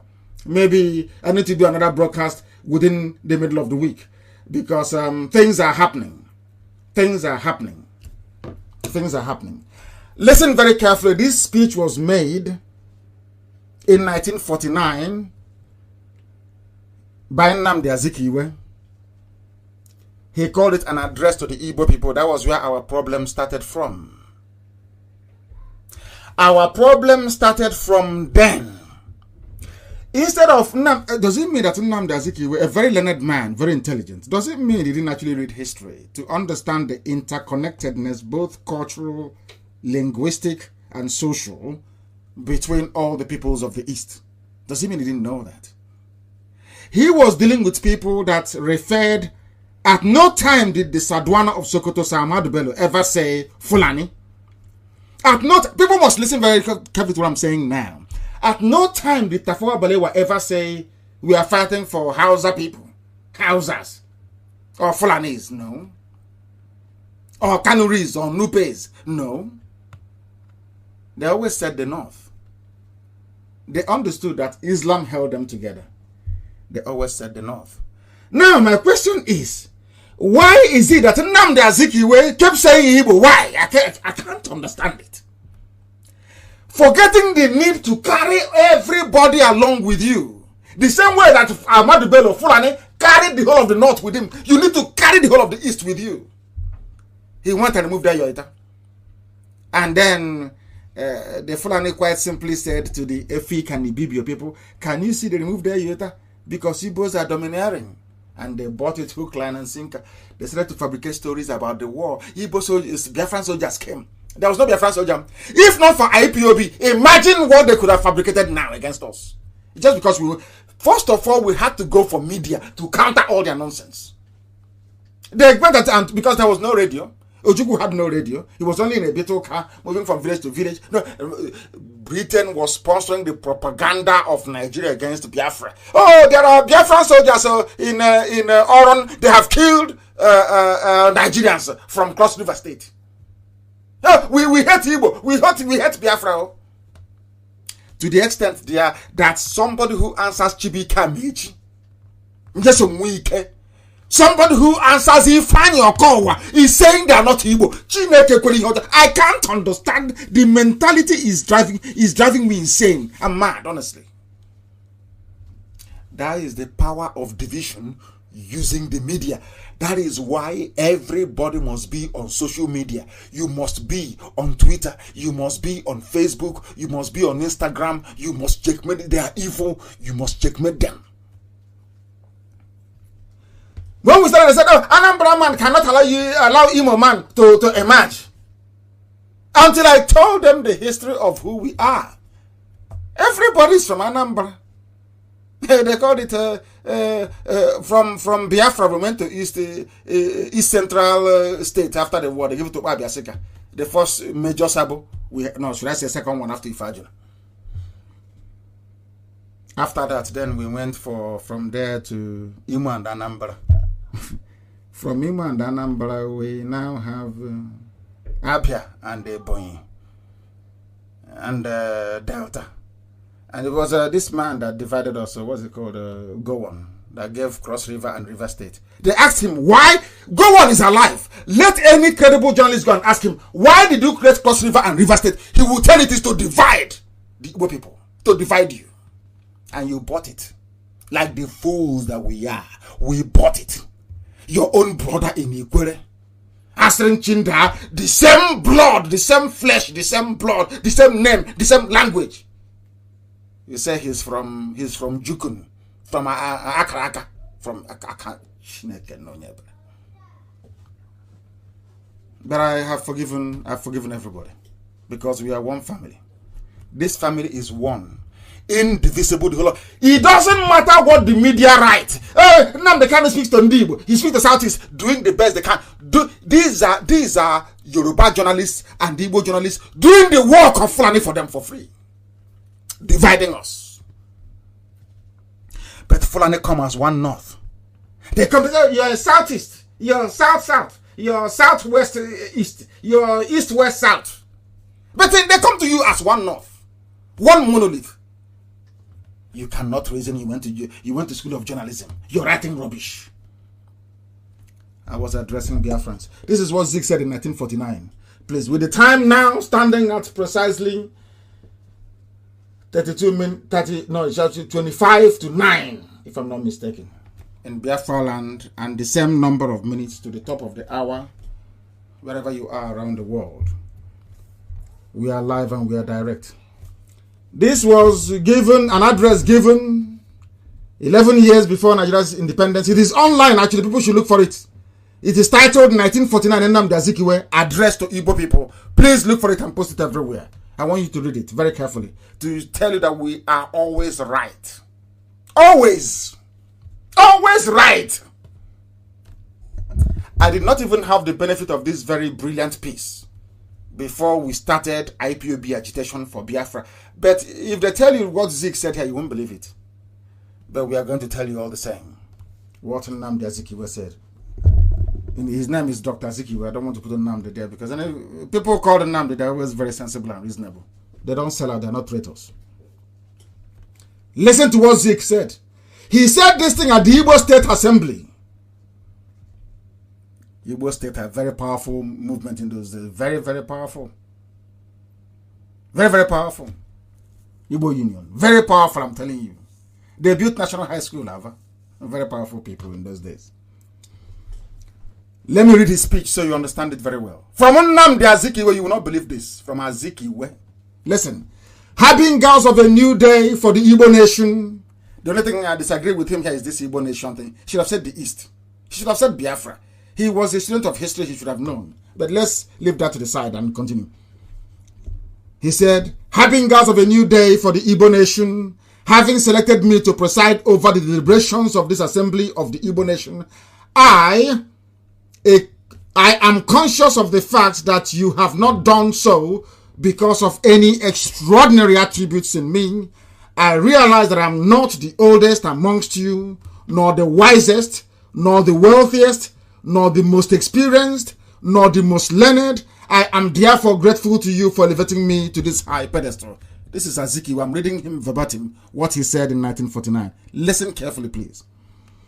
The Igbo people have reached a crossroad, and it is for us to decide which is the right course to follow. We are confronted with routes leading us to diverse goals, but as I say it, there is only one road that I can safely recommend for us to tread, and it is the road of self-determination for the Igbo within the framework of a federated Commonwealth of Nigeria and the Cameroons, leading to United States of Africa. Other roads, in my opinion, are calculated to lead us astray from the path of national self-realization.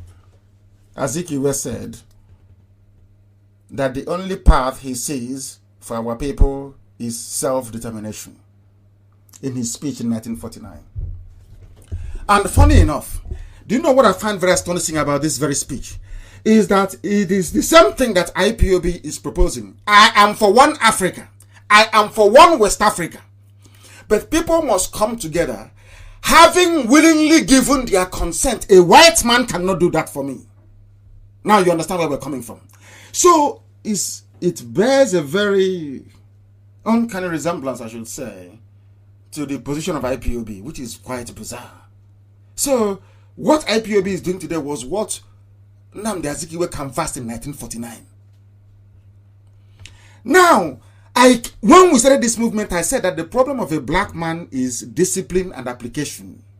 But along the line, he fell off. I want to know where Nnamdi Azikiwe fell off. I must read this speech, all of it, so that you will hear that Nnamdi Azikiwe in 1949 was talking about self-determination, that our brother, that his business and family was killed in Ablado, was saying the same thing. The same thing that Onyeko Nwonu said a few weeks back. The same thing. Self-determination. Even Nnamdi Azikiwe that had it within his powers to insist on this. What happened? Oh, it was that time he married I think he married a Hausa woman. They gave him Fulani woman. He married and named his child Mohammed. That's why they got him. I must read this for you. I must.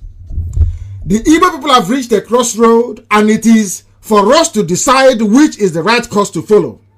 We are confronted with routes leading to diverse goals. But as I see it, there is only one road that I can safely recommend for us to tread, and that is the road to self-determination for the Igbo within the framework of a federated Commonwealth of Nigeria and onwards, and Cameroon, leading to United States of Africa. In other words, in my opinion, any other means, any other thing you suggest for the Igbo race will lead them astray. It will not allow them to fulfill their destiny. What Zeke called national self-realization. I can't believe I'm reading this, honestly speaking. Of course, I've read it before, but to the whole world. Listen carefully to what Zeke said. It would appear that God has specially created the Igbo people to suffer persecution in 1949. The same thing we are preaching today. And be victimized because of their resolute will to live. We are hated because of God's love for us. This was what Azikiwe said in 1949. God in heaven knows I've never read this before. I mean, of course, I didn't read this. I've read it before I came on air, but not before we started our agitation for Biafra. Exactly what we've been preaching, exactly what IPOB stands for, was what Zeke was preaching in 1949. But why did he abandon it? I have no clue. Listen to what he said. Since suffering is the label of our tribe, in 1949, Zeke is saying that the label of these very people, this IPOB, these Biafran people, is to suffer. That is why In their so-called Niger, everybody is suffering. Nobody's having fun. Everybody is in pain. Everybody is suffering. Everybody is complaining. Everybody is crying. Everybody is lamenting. Who are the people lamenting today? It's not the same people of Biafra, the same South and so-called Southeast and so-called South. Are one of the ones. Zeke said the same thing in 1949. But people never learned anything. They never learned anything at all.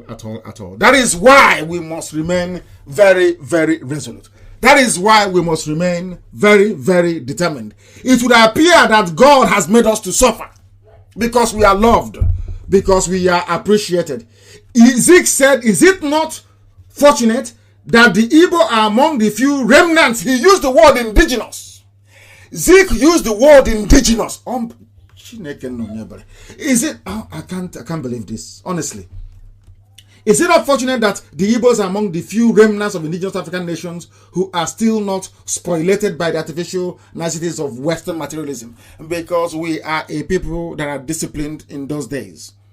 Forget the nonsense that you're seeing now. This is not who we are.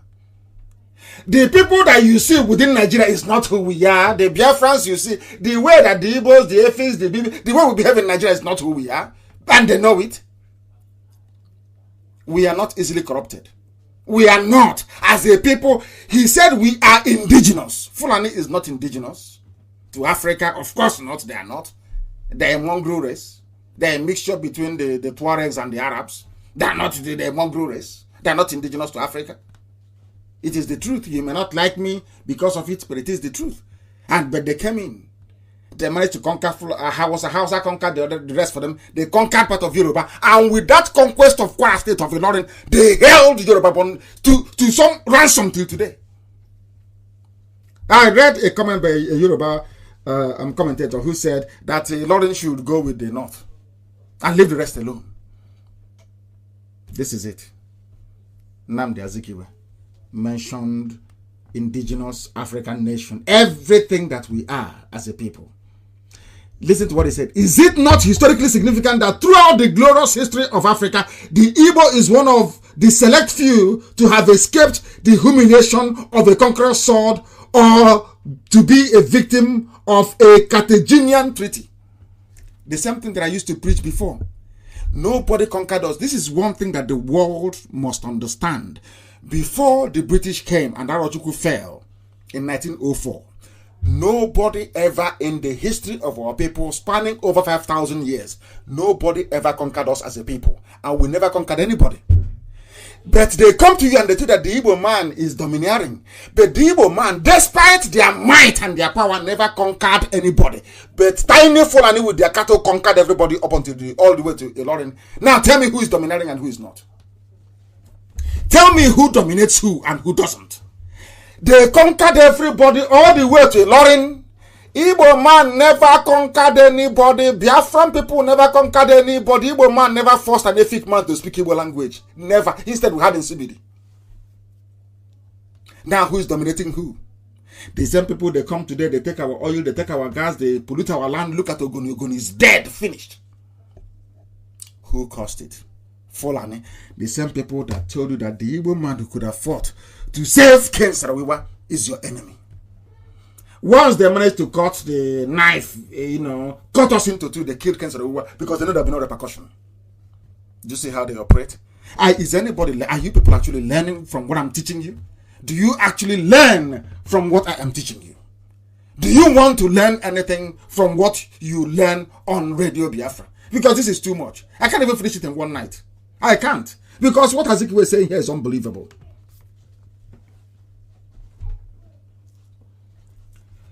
In the history before the British came, which was why I felt that it was God's design that we should be defeated in 1904, because Arochukwu became very, very corrupt. Corruption in Arochukwu. The Jukun came to Arochukwu. They brought in their deity called the Binokwabi in Arochukwu. Before that, we were worshipping the one true Almighty God in heaven. They started slavery. People will go to Abaku market in Uzako and collect slaves. They will pass through Arochukwu. They will pass through Nike. From Arochukwu, they will basically stamp them and sell them on at Nike in Enugu. From Nike, from there to Jukun, to Zamfara, and they are gone. The Arabs were the first people to start slavery. And they used the Jukun to come to Arochukwu to convince our high priest then in Arochukwu that we should start selling each other. That was what happened. And God in heaven was upset. God said because of that, the same thing he did to the children of Israel, I will scatter you, I will destroy you because you have desecrated my temple in Arochukwu. That was exactly what happened. That temple was destroyed by the British in 1904. Some of you don't know this, do you? That was why God allowed them to come. Because that's how God works. The same way that the God allowed all the foreign armies to march into Jerusalem, to destroy the temple in Jerusalem, the temple of Solomon, that was rebuilt by Herod. Some of you don't know this. The same reason why the armies of Europe marched, or should I say the armies of white people marched into Arochukwu after fighting them for over 30 years. They managed to succeed in defeating, and Arochukwu fell. When Arochukwu fell, the 7 sons of Arochukwu went to the same Asaba you see today. They went to Ahaba, not Asaba. The name is Ahaba. Went to Ahaba, in where Okowa is, bringing in Fulani people to go from Ekumeku. Ekumeku was the foremost guerrilla group in the whole of Africa. Number 1 that the British feared so much. Ekumeku. That's why they don't like us. If you go to Delta State and ask for the history of Ekumeku, they will tell you who formed Ekumeku. The 7 sons of Arochukwu when Arochukwu fell in 1904. That is pure raw history that people do not know. We are well informed before we that is why I keep saying to them, if you feel you're learned or you're educated, stand in front of me for a debate, and I'm telling you, in less than 2 minutes, I will destroy you in such a way that if you go back to your house, your wife will not give you food that night. With facts and figures, I'll decimate you. Idiots come out running errands for fools in Lagos, talking rubbish about Biafra restoration. Biafra, we are doing this. We went here. Oh, I helped him to get bail. Chaff. Driven by envy, greed, and jealousy. This very movement is IPOB. We sit where we are today by the grace of God in heaven, not man. Mortals cannot do what we are doing. IPOB is immortal. That is why I said, before us there was none like us. Now we are here. There can never be any like us. And when we are gone, if forever and ever, there will never ever be people like us again. God's love to Biafran people is IPOB. IPOB is a gift from heaven. We love Biafra. Zeke said the same thing in 1949. And we never knew. I never saw this. And I thank whoever published this. I thank you 1,000,000 times over. I thank you now, tomorrow, and forever for this very piece. When next somebody talks nonsense about Zeke of Africa supporting one Nigeria, just give them this very speech. But Nnamdi Azikiwe deviated from this same speech. Deviated from the contents of this same speech that he gave. And that is why God said, okay, I'm going to suffer you people. And that's why we're suffering today. It is too much. I'm not going to go through it all. I cannot finish reading it because it is amazing. Hey, look at what Zeke said here. I shall now state the facts which should be well known to any honest student of Nigerian history. On the social plane, it will be found that outside of Government College Umuahia, which is where I went to, of course, the very finest secondary school in the whole world when I was there. Outside Government College Umuahia, there is no other secondary school run by the British government in Nigeria, in Igbo land. They did not want to come because they said these people are too intelligent. If we leave our pencil, before we come back, that pencil will turn into a biro, turn into a pen. They don't understand because we are blessed. After looking at us and seeing and stealing all our artifacts from our people, they said that you have no history. We asked them, but where do we come from? They said, you people, you have no history. And we bought it, hook, line, and sinker. They did not want to participate. It was only in Government College Umuahia that they existed. There was not one secondary school run for girls by the British government in Igbo land. In the north and everywhere there were schools scattered everywhere. And of course, the only thing Zeke said here to his credit is that outside of Port Harcourt, fire protection is not provided in any other Igbo town. Because then, even the white man saw Iguacha, with the name Port Harcourt, as an Igbo town. The white man saw it as an Igbo town. That's what it was. That's what it is. Till tomorrow morning. That's what it was till tomorrow morning. But they come and say, oh no, we are from Akraka, from Bini. People are so useless. So useless. So, oh, we are Nioma. Oh, we are not Igbo. We are Nioma people. What's the meaning of Anioma? Anioma is which language? They can't tell you. Oh, it's Igbo, but we speak Igbo, but we are from Bini. Okay. So, Bini people that speak Bini language, they are from Zamfara. Oh, Yorubas that speak Yoruba language, they are from Kanu Empire. This is how foolish some people are. This is how foolish some people are. This is the lineage of Okawa and some of your so-called governors. Some of the idiots that call themselves South people, Niger Delta, people without shame. You have no name. You have no history. You have considered to what the white man did to you by saying you have no history, you have no name. And the North, they use all their names to name all their states. Has it not occurred to you before? So okay, let me educate you. They have Sokoto State. Sokoto used to be called Gobe, is a Hausa town. Fulani took it over and named it Sokoto. You have Sokoto State. You have Katsina. It's a traditional Hausa town from time. Katsina State. Kanu State. Bauchi State. Nasarawa State. Kebbi State. Zamfara is very old. Zamfara State. Kanem Brono Empire of the El Kanemis of this world. Kanem Brono Empire, Brono State. Adamawa Empire, Adamawa State. And then you come to Biafra land, you have a Cross River State. You have rivers. You have Delta. What does it mean? What does it mean for people there? I'm from Delta, you know.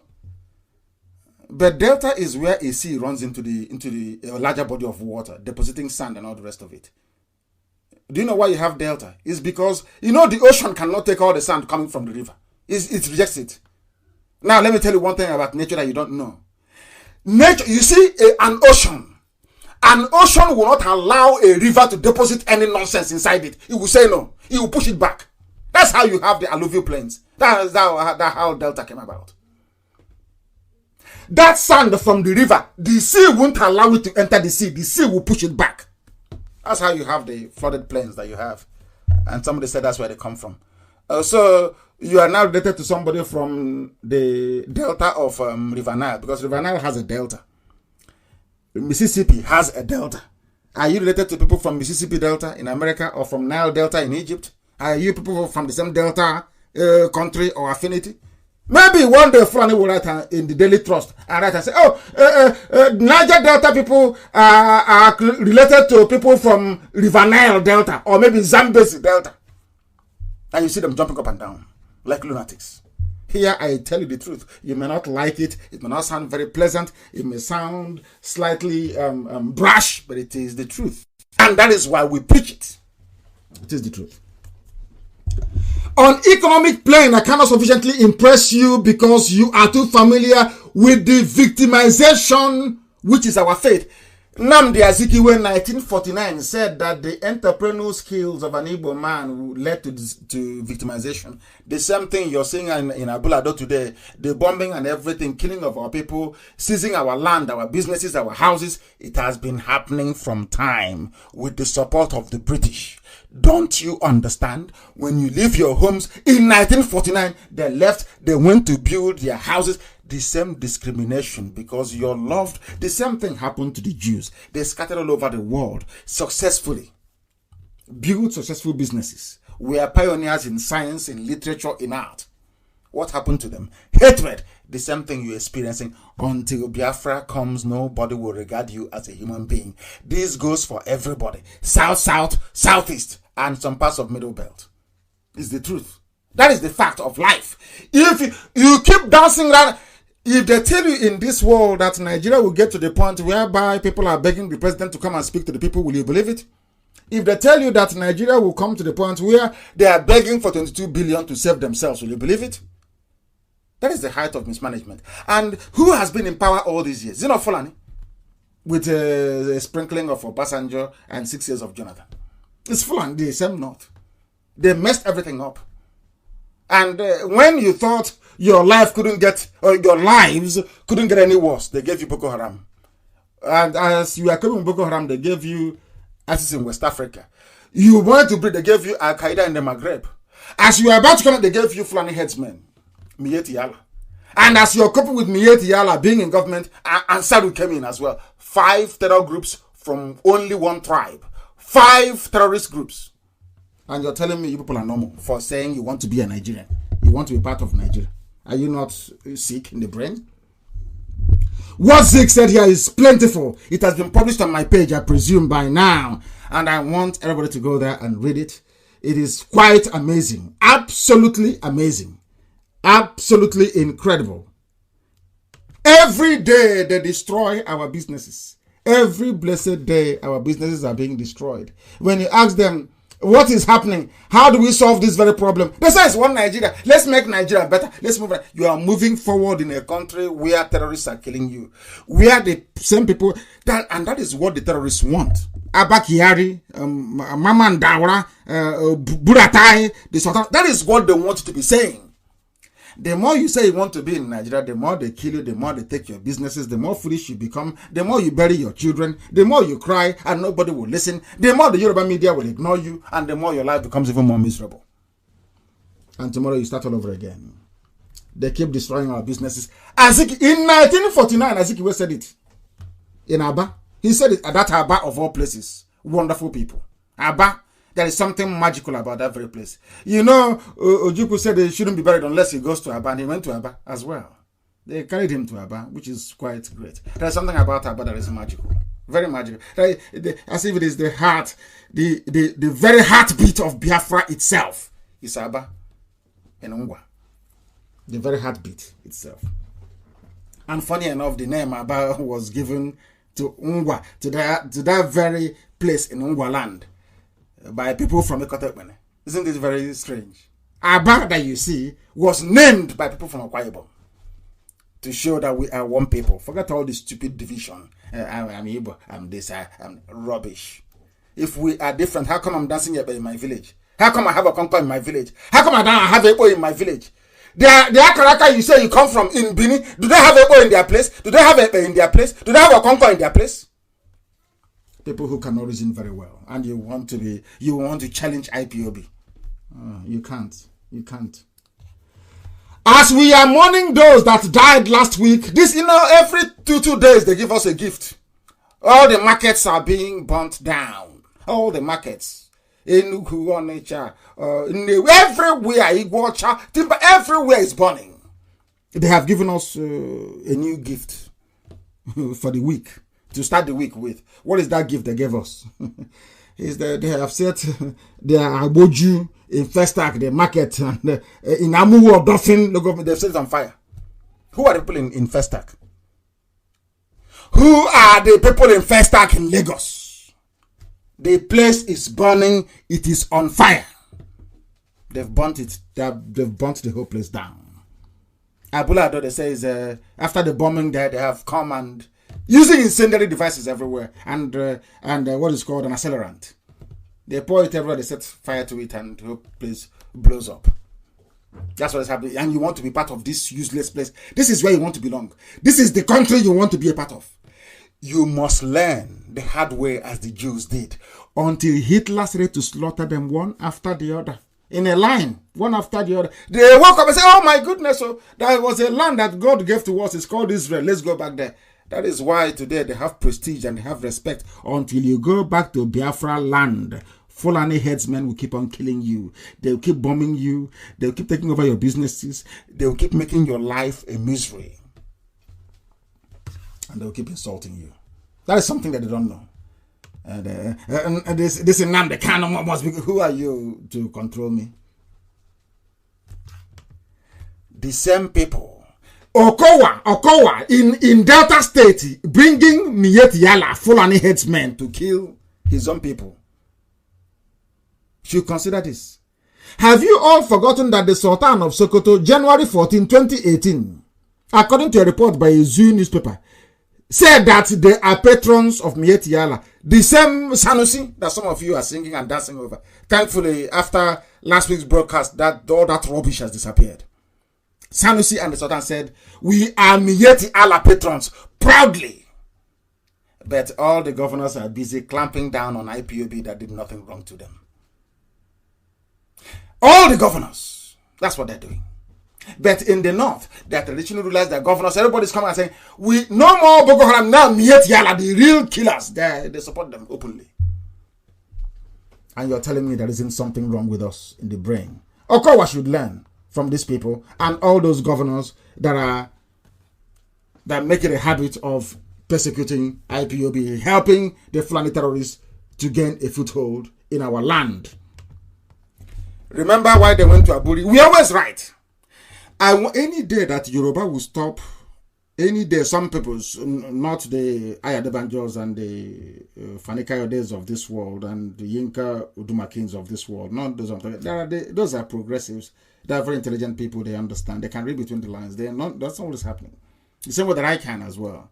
I believe that Biafrans and the Yorubas and the West, I believe that the East and the West should cooperate. I believe in that in order to be able to defeat this tide of terrorism coming from the North. I believe in that completely. And that is why I said we'll give men to Amotekun should that become very necessary. But isn't it very funny that the same thing, as I was reading out earlier, the same things that Zeke saw in 1949 and talked about it very eloquently is what Ojukwu saw at Aburi in 68-69 and explained to Gowon that this is the way forward. Do you know the funniest thing? The same thing Ojukwu was saying at Aburi was what Zeke said in 1949. And it's what IPOB is saying in 2020. Isn't it very funny? The same thing. The same thing. That's exactly what we are saying. The same thing. Isn't it very bizarre? And the thing about Nigeria, the zoo, is that they always realize it after 50 years. They realize, oh, we should have done that thing, oh. After 50 years. The same thing. Now, our next minister is calling for power devolution and constitutional review. His name is Bala Kaoje. He is not a Biafran. Now, what the assignment I am giving to Nigerians, those that practice journalism in Nigeria, although the name Nigeria is very funny because it wasn't given to you by an African, but since you have decided to be a guinea pig in one giant British lab called Nigeria, that's entirely your business. All these zoo journalists, I have a question for you, or something I'd like you to do. Why don't all of you go to Gowon and ask Gowon, why did you renege on Aburi agreement to reach Ojukwu? Is that a difficult question to ask? When I was going to come on air today, it actually reminded me of when I say that a black man is stupid. I have my reasons for saying so. Some of you don't like it, but it's the truth. Gowon is relying on prayers to save Nigeria. But when he had an opportunity to do something tangible to save Nigeria, he didn't do it. But he is now relying on spirit to do it for him. I don't know if you're following what I'm saying. When it was time to practicalize what can save Nigeria, he didn't do it. He is relying on prayers. Exactly the way that typical monkeys behave in a zoo, like as in Nigeria. You don't do that thing that God said you should do. After messing up and uselessing yourself, you come back and start praying to God. God is now saying to go on. What happened at Aburi that I sent you to? That is why they're killing them in the middle belt. This one is saying the same thing. Talking about what Ojukwu discussed. But these were people who were against Ojukwu. Today, now, they are saying exactly what Ojukwu prescribed for Nigeria. Everybody should be on their own. Pay taxes to the central government if need be, and then from there we start growing as a region until all Africa becomes one, as it was before the white man came. People can travel easily across Africa without visa, without passport. The same thing today. that they are now acknowledging. The same thing today that they are now beginning to acknowledge. They now understand it. What are your governors doing? They are fighting each other. This one said this, that one said that, this one said this. And I said, oh, he has said something. Oh, Kulancha, he has said something. Rubbish. Practicalize what you're saying. They will not do it. In any other sensible place, in any other part of the world, they will come out and say, since it's only IPOB that is defending us, let us support IPOB. Come out and anything can happen. All of them together, all the 10, or should I say 11 governors of the East, can come out and say, enough is enough, and the whole North can go to hell if they want to. But everybody is there saying, but I want to be vice president. They keep betraying one another. These are the people you call. You are dying today in Lagos. They are burning your businesses because the people you open your mouth to call leaders are people who are cursed by God. Cursed by God. Keep supporting evil, and the evil will keep on consuming you. That is exactly what is happening. The time now is not about 8 minutes. 8 minutes past 8 in Biafra land. And the same number of minutes past of that. That's how you know we are live and we are direct, bringing you the truth, the whole truth, and nothing but the truth. They are calling for devolution now. The same devolution, the same Aburi Accord go on rejected. The same thing that Yoruba has poured scorn on. Awolowo could not ask. As intelligent as Awolowo was, Awolowo could not ask. Go on. Why did you not accept Aburi? Because Britain told go on, if you allow Aburi, any type of limited autonomy you give to the East, they will do better than every other person. That was how they convinced Awolowo. That's all. No other reason. There is no other reason. The same way they're killing us now was how they were slaughtering us then, and Ojukwu said enough is enough. No. That is why people say, oh, why haven't you? I said, we are waiting. We want the whole world to be convinced and also our people to understand their own responsibility. And for the world to know that it is this killing of Biafran people that will lead us to declare Biafra when the time comes. They must understand it. Right now they haven't. But we must make them to understand it. You must make them to understand it because it is unbelievable. He is a mass murderer leading prayer session in Nigeria. Whereas the solution was in front of him. Devolution, the same thing that Afenifere is calling for today. The same thing that the very respected and very erudite Paayo Adebanjo is calling for today. The same thing that every sensible person is calling for. The same thing that Middle Belt is calling for was what Ojukwu called for at Aburi. It was agreed. Britain said to go on, don't agree. Go on, throw it away. Today, he is resorting to prayers. Instead of going back to that thing that he should have done, to make things, he's going and praying. That is how disingenuous some people are. That is how evil people are. That is why I hate Go On with a passion. Not just because he killed a lot of Biafrans. I hate it. He is a hypocrite. You know that life is based on things being practicalized. You are there. You were at Aburi. Instead of you to say, oh, I made a mistake, let us go back to Aburi and renegotiate and understand the business of it. You said, no, let's pray. Do you see how evil some people can be? He knows that the solution is Aburi. He knows it very well. Yoruba media, they know the solution is Aburi. They know that very, very well. But instead of them to go towards Aburi, they're saying, no, let's pray. Let us pray. That's the difference between a black man and a white man. A white man will go and find a solution to the problem. Prayer doesn't do anything unless you back it up with some action. You must know that by now. If at all, you know it. That is why you have been given an impostor in the zoo. How much evidence do you need from us? That somebody who suffered a brain tumor cannot make a remarkable recovery and start looking 40 years younger. It is impossible. How, in which language? Do you want me to say it in Fulfude or in Hausa so you understand it? Look at how the whole of the cabal, including their Alamajiri on the street, how they are protecting a man from Sudan. because they need to hold on to power. It's the only thing they have. They have nothing. They are not creative. They are not entrepreneurial. They are not constructive in any way. They lack objectivity. They know the only thing they have is the presidency. That is the only thing they cling on to for their dear lives. Instead of Yoruba media to come out and say, this is wrong, what you're doing is wrong, they keep quiet. I say, oh, I don't want an Igbo man to be better than me tomorrow. Because if Biafra becomes, they know that very well. Once Biafra becomes, if they like, they can try us now. Let us do an experiment. Let us go to the UN and sign an agreement. Allow Biafra to go for 2 years. And you will see what will happen. They don't want it because we will put everybody else to shame. They know it. It is the truth. They know that once Biafra stands on its own, Africa, light will come into Africa. That is why they keep saying no all the time to Biafra. You think they say no to Biafra because they hate Igbo people, they hate the fix, they hate the BBO, they hate... No, it's not that. It's not that. They don't want Africa to be developed. They do not want Africa to be developed. That is the reason why they are doing what they are doing. They don't want it to be developed.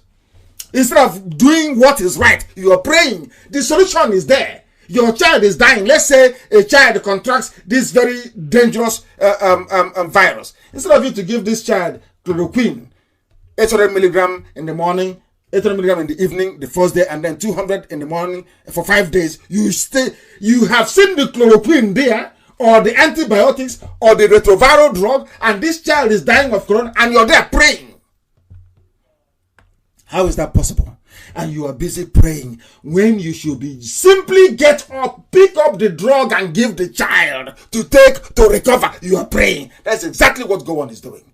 Gowon knows the solution is in Aburi. They know it. Every Yoruba journalist knows the solution is in Aburi, but they will never say it because of their shame, so that Ojukwu will not be posthumously vindicated.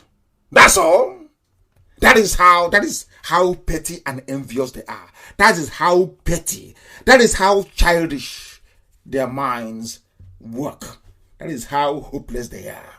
Instead of Ojukwu is dead, is in the grave. Instead of you to give him the honor that he was right, that the basis of the negotiations in Aburi was the only way that the zoo could be saved. For everybody, for every ethnic nationality, for everybody. You rejected it. Instead of applying the solution, you're applying prayer. Let us pray. Let us pray. What the solution is there? Mad people everywhere. Mad zoo everywhere. We continue. And when you want to report the truth, they kick you out. That is what they do. Do you know why they kicked out AIT and Punch? Because I said to the media, go to Abuja and ask him questions. Let him answer. How can you have a president? Everything is written. Ordinary good morning, ladies and gentlemen. He needs to read it from a piece of paper. And you're telling me that I should have respect for Nigerians. I should respect Nigerians. You people are insane. You are mad. Your brains are not correct. All of you put together. So-called useless, hopeless Nigerians. Monkeys are better than all of you. Baboons are better. They reason better than all of you put together. You people are hopeless. How can you have a president that a common good morning is written down? Everything, good morning, ladies and gentlemen. These days he will say that he's rubbish and he disappears for another 6 months. You don't see him. If you are Buhari, stand and take questions from journalists. Only take questions. Take it live. And you see their fraud unravel before their eyes. Mad people everywhere. We will expose them. Their nightmare is IPOB and they know it. That is their nightmare. The same day that I said, I told the world that man there, they said he came back, is not Buhari, it's Jubril. They planned, they had to come and kill me. They called it Operation Python Dance. Let's go and kill him. And some idiots, they promised vice presidency, connived with them. Now one of them is in trouble. He's in very big trouble. Some idiots will say, oh, but he signed your bail bond for you because some of you are very foolish. You know nothing. The law of Nigeria says no senator should be involved in the bailing of anybody. People went and forcibly inserted themselves in my bail condition so they can control me. They don't know, I will control them instead. Do I look like somebody you can control? Mad people everywhere. This UG in the era. We must speak the truth. You will not like it, but I will tell you the truth. Morning, noon, and night, I will tell you the truth. I will tell you the truth. Buhari has paralyzed the entire nation, according to them. These are his supporters before. These are the people calling me names. Dele Momodu, this idiot who has been making money from selling garbage, entertaining you idiots. Smiling, should I say suffering and smiling generation. Coronavirus, Buhari has paralyzed the entire nation and shut out all its citizens like orphans, Dele Momodu. He knows that this is not Buhari. They all know. They are scared. They are cowards to the bone. To the bone marrow, they are cowards. Cowards cannot speak the truth. How can he speak? Is he Buhari? Buhari is dead in Saudi Arabia. How can this? How can that thing speak? Speak. What does he know he's going to talk about? Today he's short. Tomorrow he's tall. The next day his makeup is okay. The next one they cannot get his makeup right. Another time they brought two of them outside without even knowing that two of them are outside at the same time.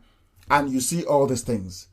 Your brain is telling you that these two people are not the same, but in your natural African stupidity, you cannot seem to accept it or accept the obvious. Very, very sad indeed. I know that some of you that data is a very big concern. Please go to IPOB app and listen to us, or you can continue listening via CHK scattered across Biafra land, because everywhere is buzzing tonight, I can assure you, because here we preach the truth, the whole truth and nothing but the truth. Well, everything I tell you is correct. You may not like it, but it is the truth. Buhari is dead in Saudi Arabia and Jubril is there ruining your lives, and you can't even talk. They are sending terrorists from all over the place to kill you. You can't speak. It's only IPOB that some of you people fathered by Fulani Janja will bring the war. That's all you know. That's all you know. As they are doing this, they're selling themselves into slavery. Have you read the news at all in Vanguard newspaper? How we sold Nigerians into slavery in Libya. That's what some of you to be sold into slavery, so your eyes can open. How we sold Nigerians into slavery in Libya. These are the suspects. That's what they said. Very sad, isn't it? That's all they do. They can't come out to protest. They cannot come out to join any revolution. They cannot do nothing. It's just to stay there on social media. Loretta Onoche will give them maybe trader money or give them 2,000 naira to buy data. There's some they say they're intellectuals, writing rubbish. Eventually they agree with us. Eventually, after their whole useless intellectualizing, then you went to a school that has no roof, a community school that has no roof in the village, and you come out and say you're an intellectual. And I call you at the end of the day, they agree with us with what we're saying. That what we're saying is absolutely correct. 100% correct. They are selling themselves. Maybe this one they sell all the zoo animals, the better for everybody. Maybe those left will be able to reason properly.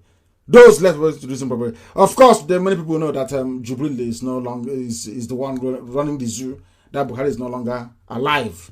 He is no longer alive. Nigeria must return to Aburi Accord. Mike Ahamba. Mike Ahamba was a very close friend of the dead Buhari. He was his lawyer as well. Mike Ahamba was a very close friend of the dead Buhari, a lawyer. These are the people that believed in one Nigeria, one APC, one CPC, one North, one East, all that one rubbish. Today he has changed. Aburi Accord. Let's return to Aburi Accord. How can you return to Aburi Accord when the idiot that scuppered Aburi Accord is busy praying? Gowon is busy praying. Instead of him to address the core issue, he is busy praying. Are you telling me that all the Yoruba professors don't know that Aburi Accord is the answer? They know. Are you telling me that all the Yoruba editors of newspapers don't know Aburi is the answer? They know, but they won't say it.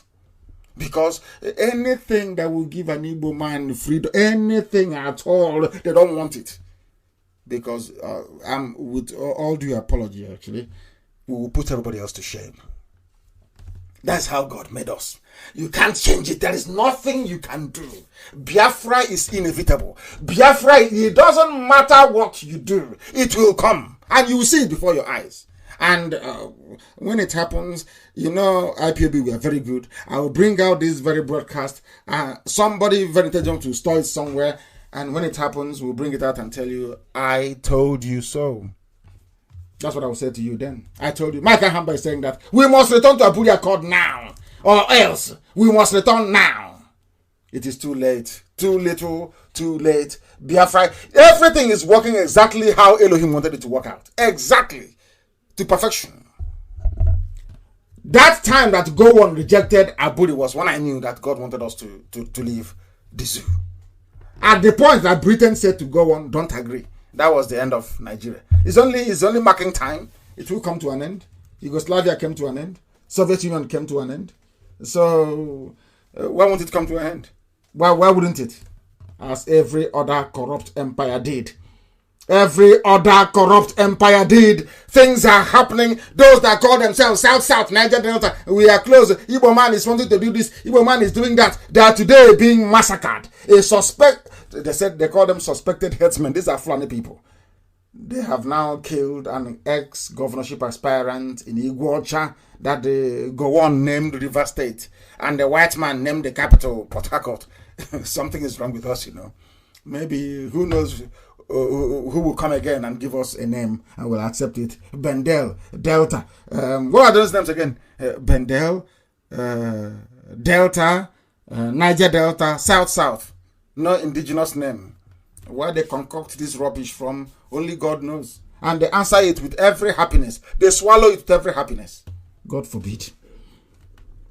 A former governorship aspirant in River State, Shoala West, was on Wednesday killed by Fulani headsmen in Alu community, Ikwe local government area of the state. He's a Nigerian. Ikwe is part of Nigeria, not part of Biafra. Some of the idiots will say. But I'm very glad today that the whole of Ikwe land is part of what we are doing. I said everywhere. When I went to Iguacha, there was no road anywhere. Everywhere was shut down. Very good people. We are good people anyway. We all have our faults. Everybody does. But all is one family. We are one family. All of us together. Regardless of our differences, regardless of abandoned properties, nothing will knock them down and build beautiful houses for our children and their children's children. I assure you of that. So forget about all those 2x2 that you have. Everything will be built fresh, from new. We will build it what will be very marvelous. I assure you of that. Shoala West was killed by Fulani people that he was serving so diligently. He's from South. Igbo man is the problem. Did Igbo man kill him? The answer is no. Did Igbo man kill him? No. Some of you never learn. Some of you never ever learn. But we are here to teach you, and one day you will learn. Shoala is from Akuku, Toru, local government area of the state. He was said to be inspecting his poultry farm in Alo on March 12, 2020, when Fulani bandits, Fulani terrorists, abducted and took him away to the destination. The next thing you're hearing, his corpse was found on Wednesday around 6 p.m. He died as a Nigerian, killed by his fellow Nigerians, by Fulani terrorists. Very, very sad indeed. This is Radio Biafra. We'll bring you the truth. The whole truth. And Kuka is crying. Reverend Kuka is crying. He's a bishop, isn't he? Sorry, I'm so sorry. They call him Lord Bishop. My Lord Bishop, I'm sorry. That's what they call him. He said this is the vacuum that the political elite has exploited by turning the country into a jungle where the arbitrary rule of men has replaced the rule of law, and mere human instincts have become substitutes for constitutionalism. I like the grammar anyway, I must say. Here I wouldn't want to perhaps elevate, should I say, my spoken English to make it very difficult for people in the rural and remote areas to be able to understand what we are saying. So we try to keep it as simple as possible so that our grandmothers can follow what we are preaching here on this very platform. Because when people want to lie, they gravitate towards English language. In your local parlance, you cannot lie that easily. The Catholic Bishop of Sokoto Diocese, Matthew Kuka, has accused Nigerian political leaders of turning the country into a jungle, into a zoo, isn't it? Everybody agrees with us eventually. Where injustice thrives. Catholic Archbishop in Sokoto, Archbishop Kuka, of course, he's outspoken. He's a man that I like very much. He speaks his mind. And he's a Nigerian. He was created by Lugard. And he's defending one Nigeria. He spoke very well about our agitation when I was in detention. After a while, he changed. But thanks to the savagery of the Fulani and their primitive brutality, he has seen the light. As everyone will see eventually. Everybody will see that Nnamdi Kanu has been right. Everybody will come to the realization that IPOB is always correct. He's now lamenting. But as I keep saying to all of them, too little, too late. Fulani will consume all of you. You'll be consumed. You see, Yoruba, keep supporting evil. Fulani will consume you, overrun you and consume you. Fulani, it's not that they are strong. It's that they are long-term and they're very strategic. And with the help of the British. What the British wants to do is to either have Nigeria poorly governed or have their zoo, Nigeria, in a perpetual state of turmoil. That is how they benefit from it. Some people, that's the philosophy of Britain, that they thrive when an African country is in disarray. That's what they love so much. You know, but I'm hopeful and I am praying that Boris Johnson will be a bit different, that he will not be like the rest that went before him, that he will be different. I'm seriously praying that the conservative government of Boris Johnson will be slightly more different from those that have gone. That's my prayer every blessed day, that they will be able to see the light and allow people to be free as they're supposed to. But Archbishop Kuka is right. Nigeria is a jungle. People are now speaking out a bit more, which is very good. And I will encourage, I keep saying all the time that the buck stops is Yoruba media houses. They are the problem. The channels of this world, they are the big problem. Big problem. Because, as I said, a black man or black woman with stomach infrastructure tendencies would always gravitate towards corruption. And corruption is not just taking money from people at checkpoints or trying to take kickbacks or handbacks, as you may call it. When a journalist sits down and fails to report the truth, that is the worst form of corruption. And I'm directing this thing out to Yoruba newspapers and Yoruba media houses. What they're doing in Nigeria is the reason why people are dying. It is the reason why there is so much terrorism.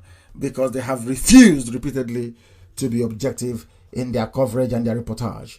Very, very important we point this out to the whole world. Because that is what is happening. But I do commend a few of them, those who have now unshackled themselves from the very despotic tendencies of the Fulanis to try and report the truth, as Punch and AIT is trying their damn best to do. We must continue. This is Radio Biafra. We are live and we are direct. Many people are struggling because of their data, but I'm asking them to please try and hang on or run to your neighbor's house and listen to this very broadcast this evening. It is very, very important. Very, very important. Somebody wrote something that I agree with, because when somebody writes something I agree with, I always say it. His name is Prince Justice Faloye. He's the Yoruba man. He's a progressive. He understands. And he has written that Yoruba Igbo common unity essential to collective survival of humanity, and I agree with him. Let me repeat. Yoruba Igbo, by which I mean, let them say east and south. Let's just say south of the zoo called Nigeria.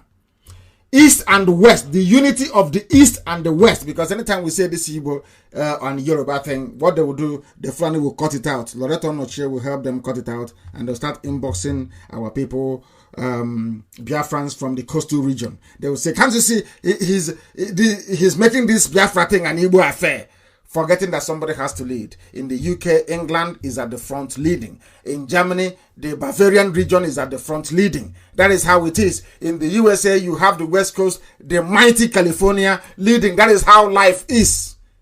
Someone has to lead from somewhere. Someone has to lead.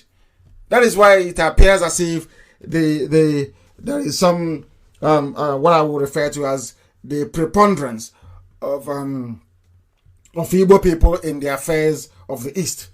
That's the only way I can put it. This Prince Justice Faloye have written very, very clearly and emphatically that the unity of the East and the West, Igbo and Yoruba, is very, very essential. Very, very essential. And I want to reiterate this evening, that those Yoruba people or those from Ilorin who, out of one ill-conceived consideration or the other, have decided to adopt this very hostile anti-Biafra stance when it comes to the propagation of their views must also realize that the Fulanis will not spare them. The Fulani did not spare the Hausa people, they gobbled them up.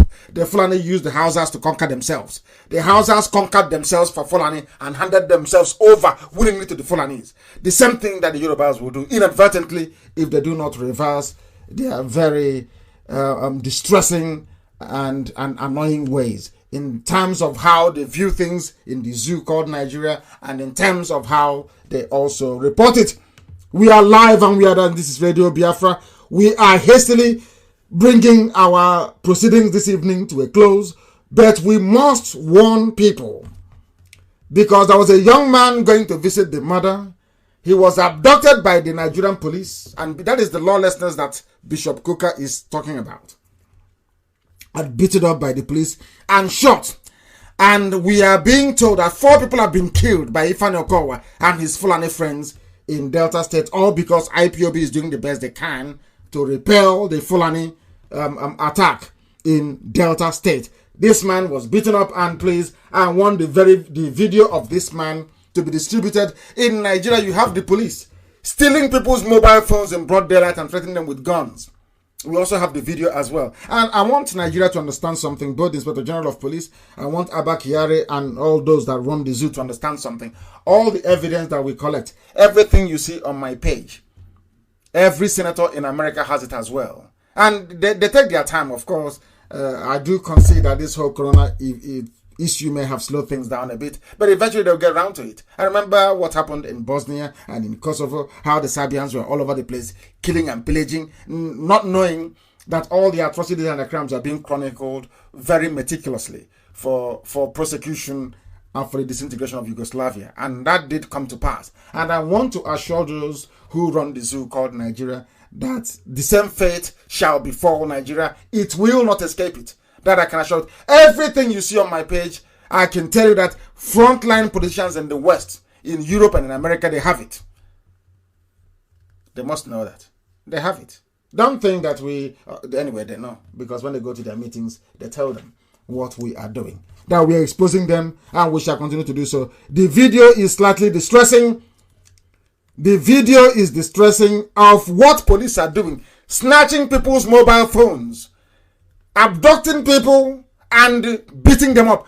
Basically killing people for no reason. The police have now turned into armed robbers. That is what is happening in the zoo. That is what is happening in Nigeria. And that is what we IPOB and the coming of Biafra will put to an end. And deservedly so, I must say. Deservedly so. Nigeria is so lawless that a justice of the High Court, Justice Uhebu, is saying that the judiciary has collapsed in Nigeria. A lawyer. The Nigerian judicial system is said to be under serious threat given the area of injustice is gradually becoming the norm in the country because they use, now you have a rubber stamp Senate. Anything that Jubril wants, anything Abba Kyari wants, they give him. And you have the judiciary. They have so much harassed. I don't know who drew up this plan for the Fulani, how they managed to conquer everybody, a bunch of cattle rearers. How they managed to do this to people, I do not know. I don't know. They've just intimidated everybody into silence. The judges cannot do anything. Nobody moves. It's like, I wouldn't call it even a police state. It's a terror state. A state of terrorism. From top to bottom. The legal system in Nigeria has effectively collapsed. Anybody who read the report of the U.S. government, the State Department about Nigeria will know that they made it very clear there that Nigeria has effectively collapsed. The judiciary no longer functions effectively. It has more or less collapsed. That is what is happening in the zoo, and that is what will keep happening until Biafra is restored. And there are people are in trouble. Those owning houses in Dubai, they're in very serious trouble. That's one. I'm a leader. I am your leader. Look at them buying houses in Dubai. Worth how much? They have 800 houses worth 164 billion naira. These are your leaders. Oh, leave him. He's our son. He is son of the soil. And unfortunately, Ekremado was also implicated in it. That is why they want to lead you. That is why I keep saying all the time. Anybody who comes out and says, I'm dying to be a coordinator in IPOB, dying to be a woman leader, dying and forcing himself to be something where they can lay hands on money, is because that person is fraudulent. Look at them. They are your leaders. Their children go to the finest schools in the world. They own 164 billion naira worth of properties in Dubai. Now, you understand your stupidity and your foolishness, isn't it? You can see why they're against IPOB. They know in Biafra such nonsense cannot happen because the accounting process in Biafra land will be open in the public. If the government has 10 Biafran, we're not going to call it pounds, of course, we change it. If we have $10 equivalent of Biafran currency, the whole world will know about it. How we spent, the whole world will know. The government gazette will publish every 10 will be public. Public hearings will be held. Look at them. These are your so-called leaders.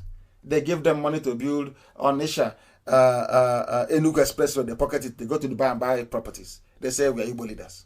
This is the Igbo leader for you. They give them money to build Iguacha, Enugu Expressway. They pocket the money. They go to Dubai, they buy houses, they come back, and they want to go and eat yam in Germany. And some of you are supporting them. That's how foolish you are. That's how foolish you are. Anyway, that is their comeuppance. And they have met it. And in the midst of all this chaos and trouble, somebody said something that I quite agree with. He's a professor. I don't know if he's professor of coronavirus or professor of physics or chemistry. I don't know. But he is the Delta State chairman of the Pan-Niger Delta Forum, PANDEF. He's an Igbo man. He is not in Ohanese. They formed a group called PANDEF because the Fulanis asked them to form PANDEF and they formed PANDEF. It's very sad indeed, isn't it? Professor Godini Dara. He has blamed former Governor General of Nigeria, Lord Frederick Lugard, for some of the challenges confronting the nation. As I have said always, a lot of them listen to Radio Biafra, and thankfully so.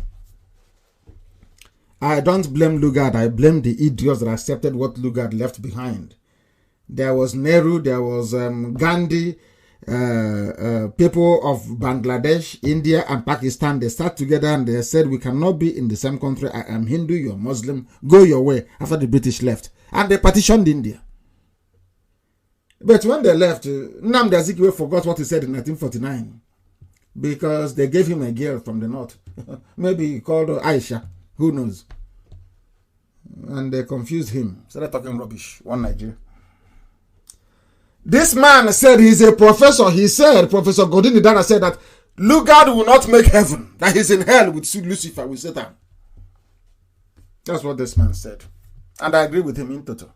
Whoever created Nigeria doesn't deserve to go to heaven because Nigeria. That is why I said I've been telling people that this coronavirus, coronavirus coming into Biafra land, coming into West Africa, that virus is actually taking a risk. Because I don't know if this virus has seen the way we mix medicine in the chemist.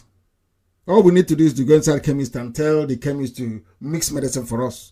One mixture and the coronavirus will go missing. You know how we mix medicine. You know those capsules, some are pink and yellow. Some are red and orange. It's unbelievable. You see somebody telling the chemist, mix that one and put it. He doesn't know what it does. By the time we mix everything together, coronavirus will be nowhere to be found. So what we're saying in essence is that the zoo called Nigeria is hell already. And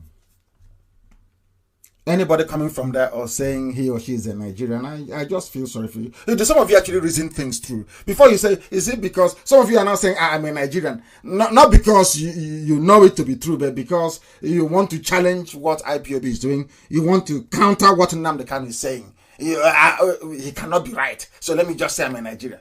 But you know you're a monkey. You're a baboon. You're an animal. Because you are created by Lugard.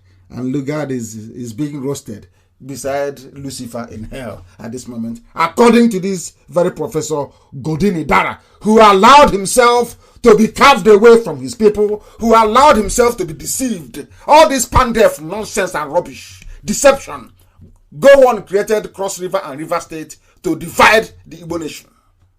And he succeeded. We are pandef, rubbish. Go and join Ohaneze, and people should continue the rubbish you've been doing before. We shouldn't have two groups in the East. It should only be one. Some of you don't reason. In the North, it's called Arewa Consultative Forum. All the way to sometimes Idoma land. In the West, you have Afenifere. It's only in the East, you have Ohaneze, you have Pandef. Shame on you people. Shame on you people. You can never reason very well.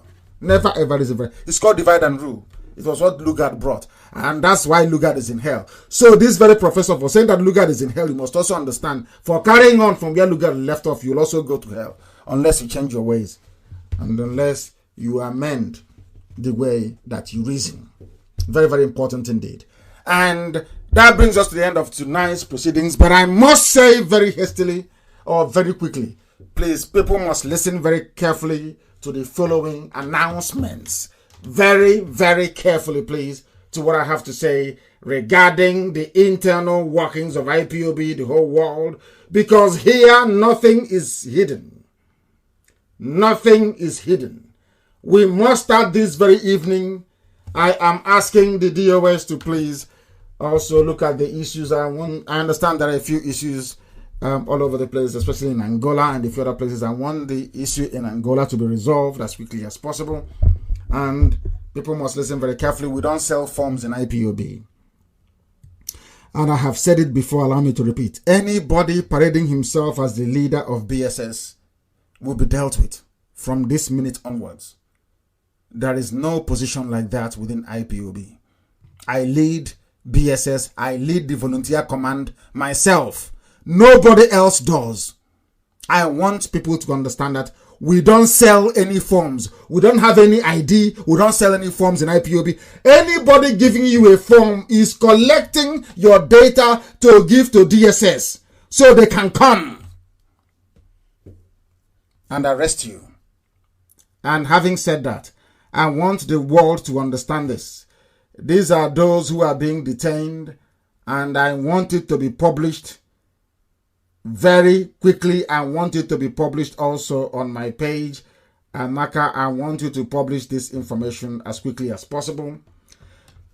These are the people who have been detained by Ifeanyi Okowa and his Fulani friends.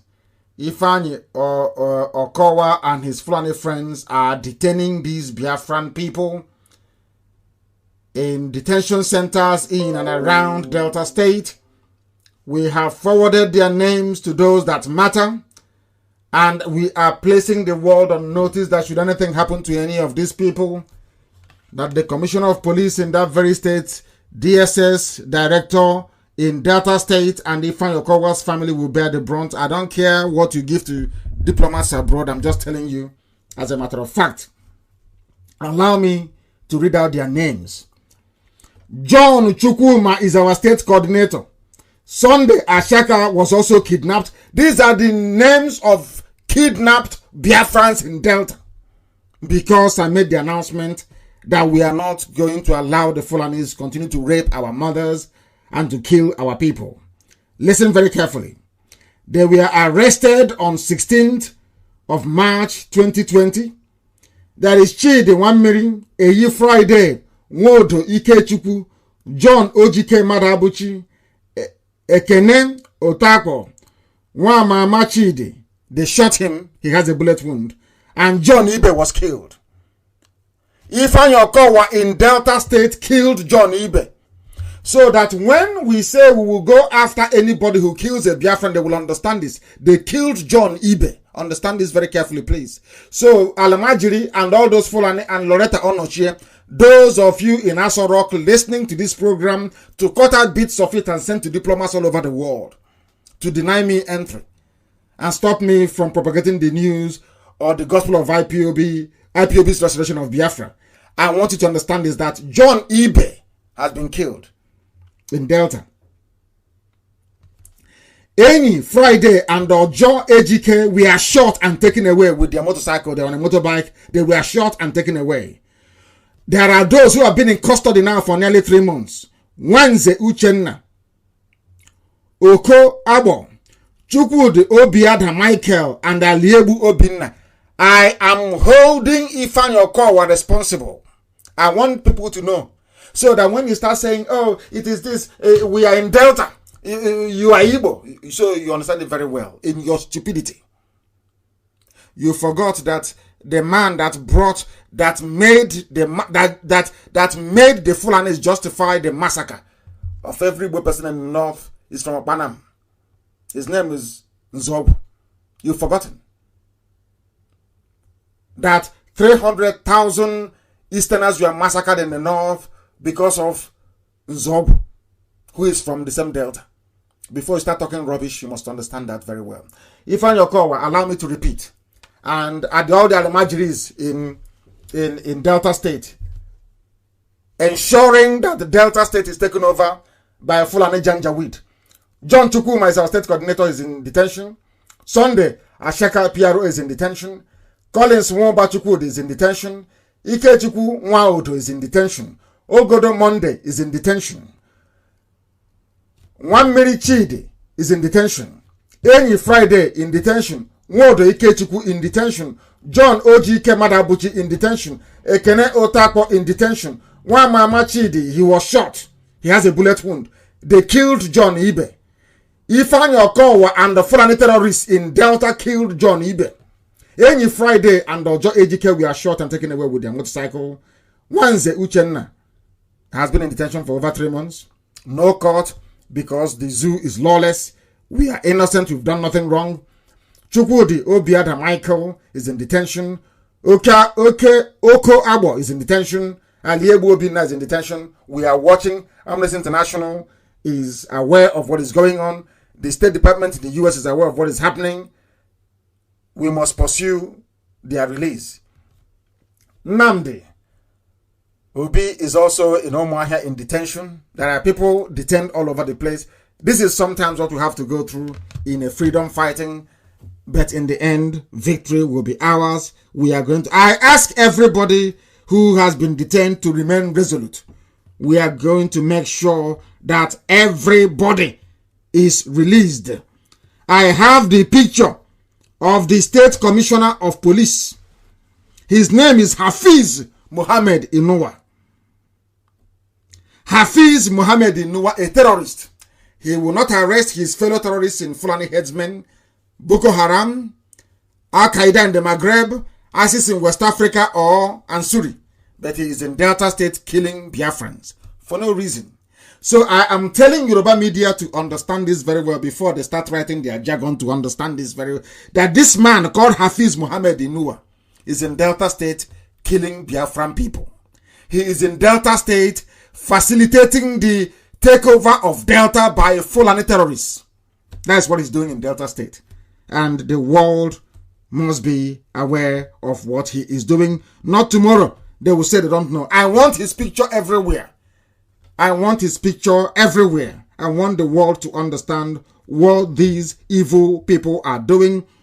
Please, and I also want the form to be circulated. The form that they are circulating all over the place saying that it is from BSS. It is not from BSS. There is nothing like BSS. BSS is silent. You don't see them. Allow me to repeat.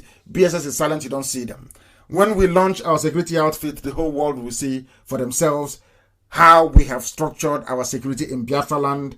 It is very, very important that whoever is spreading himself as BSS leader should stop doing that with immediate effect. Very, very important. And also, I am compelled to talk about the Elders Council. There are about 3 versions of our Elders Council. I am collapsing all of them tonight. It is an order. All the Elders Council, Bisho, Big, and all of them stand dissolved now with immediate effect tonight. I am convening a meeting of all of them, and there everything will be resolved and sorted out so we can move forward. The way things are going with our elders, I do not like it. I am dissolving all the Elders Council tonight. All 3 of them stand dissolved from tonight. I have instructed our national coordinator Ikechukwu to convene all of them together so I can address them and have this matter resolved as quickly as possible. as quickly as possible. I've also lifted the suspension of Mbise family that was suspended from the worldwide family of IPOB. And I've also instructed the Biafra National Coordinator to reinstate those that were principal officers prior to their suspension. And also I must say this evening that no coordinator of any sort should be responsible for our relay stations, and neither should they tamper with our finance officers. They are not supposed to. It is an order from me. No coordinator should have anything to do with our relay stations, and no coordinator should have anything to do with the funding. And I'm sure a memo has gone out to that effect. Authentic receipts can only be issued by the audit team. No other person can. Only receipts issued by the audit team is regarded as valid. Akwa Ibom State Coordinator, I must say, is the principal officer in Akwa Ibom State. I repeat, Akwa Ibom State Coordinator that I appointed is the principal officer in Akwa Ibom State and is not answerable to any other person except the Biafra Land Coordinator. There are those that want to play Godfather in Akwa Ibom, and I won't have that rubbish in IPOB. It doesn't happen here. We are not the zoo. Akwa Ibom State Coordinator is the first servant of IPOB in Akwa Ibom and is answerable to Biafra Land National Coordinator. If I find anybody intervening, interrupting, interfering with his work, that person will be expelled from IPOB regardless of who you think you are. You will be expelled. I will announce your expulsion on air and you'll be off. You'll go out and you will write whatever rubbish for 2-3 weeks and you will disappear into oblivion as the rest that went before you. Be warned, please. Akwa Ibom State Coordinator is the principal officer in Akwa Ibom State and is not answerable to any other person apart from the Biafra Coordinator. There should be no outside interference or meddling because only him is responsible for the growth of Akwa Ibom family. Let me also make it very clear tonight by announcing once again that there is nothing called Aqua Cross. Nothing called Aqua Cross. We have Akwa Ibom family, we have Cross River family. If you're from Cross River State, you go to Cross River and join the family. If you're Akwa Ibom, you go to Akwa Ibom. If you're from Akwa Ibom or Cross River and you're resident or domiciled in Iguacha, you join the Iguacha family. As simple as that. Don't be in Iguacha and fermenting trouble and calling yourselves Aqua Cross. That is rubbish. That group doesn't exist in IPOB. As I said earlier, no group exists inside IPOB. IPOB is one family. There are some power-hungry people that wish to slow us down or the pace of our progress in Akwa Ibom and in Cross River State. Let me warn those people tonight to desist from doing anything that will lead me to announce their name on air for the world to know who they are. Just leave our coordinators alone to do their work. If you want to chip in your assistants, you're more than welcome to do so, but do not impede the very wonderful work that they are doing. Do not impede it. We are not like the zoo. I'm also announcing this evening that the office of the Lagos State Coordinator is hereby terminated. It no longer exists. I repeat, there is no longer any office of State Coordinator in Lagos. They failed woefully to anticipate the attack on Abulado, and for that, the Lagos State Coordinator of IPOB is hereby removed from his position. The respective senatorial coordinators are now the 3 principal servants we have in Lagos State, and they will henceforth report to the Biafra Land Coordinator. Lagos State and all family meetings outside Biafra Land and right across West Africa will be audited by our audit team led by Amarachi Ibe. I am instructing every coordinator and finance officer of every unit and every zone within Biafra Land and outside Biafra Land all the way across West Africa to have their books ready for inspection by our audit team led by Amarachi Ibe. Failure to comply will mean instant expulsion. Let me repeat, every country, zone, and unit across West Africa must be audited. I said must be audited. You must be prepared for that. I expect senatorial coordinators in all states, except Lagos, to obey their state coordinator, especially in Abia and in Ebonyi. You must recognize that state coordinators represent me. Every coordinator represents me wherever they are. If you see them, you are seeing me. That is the way it is in every freedom fighting movement all over the world. Ours will not be any different. This movement is led by me. Any coordinator you see standing in front of you is representing me. You must respect them.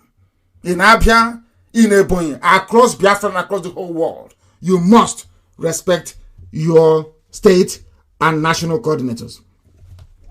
But, however, if you have any issues or complaints you wish to raise with your relevant superiors, then you're more than welcome to do so.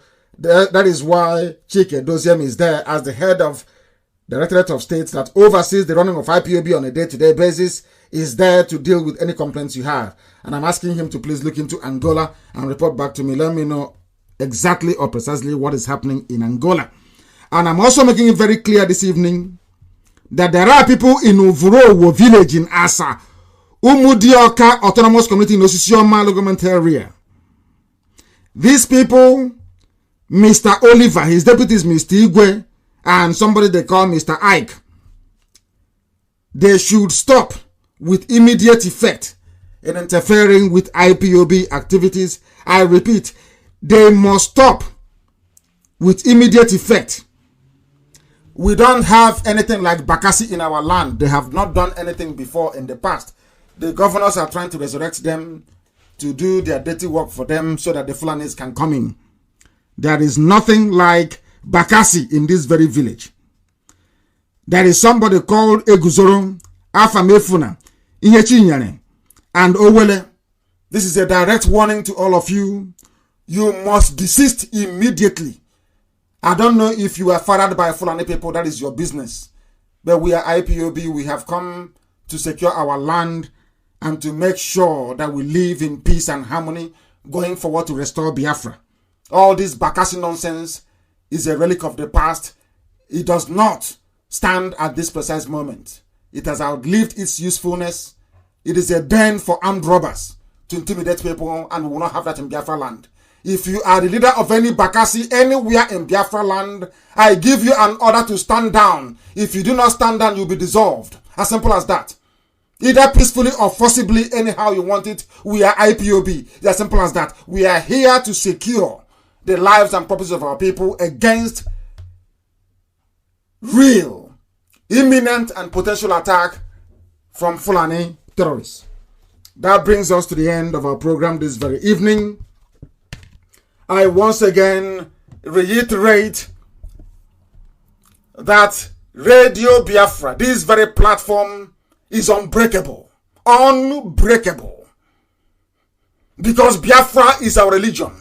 The only place we worship is here on Radio Biafra. Because Elohim Chukwukikadaprumi is our God. We have no other God apart from one indivisible God in heaven, who will guide, protect, and keep us safe in this very time of coronavirus plague, because I want all of us to see Biafra, that the will of God may be fulfilled in our lives, in our time, to serve his purpose for Africa, now and forevermore. He said, from me, from here, it is good evening.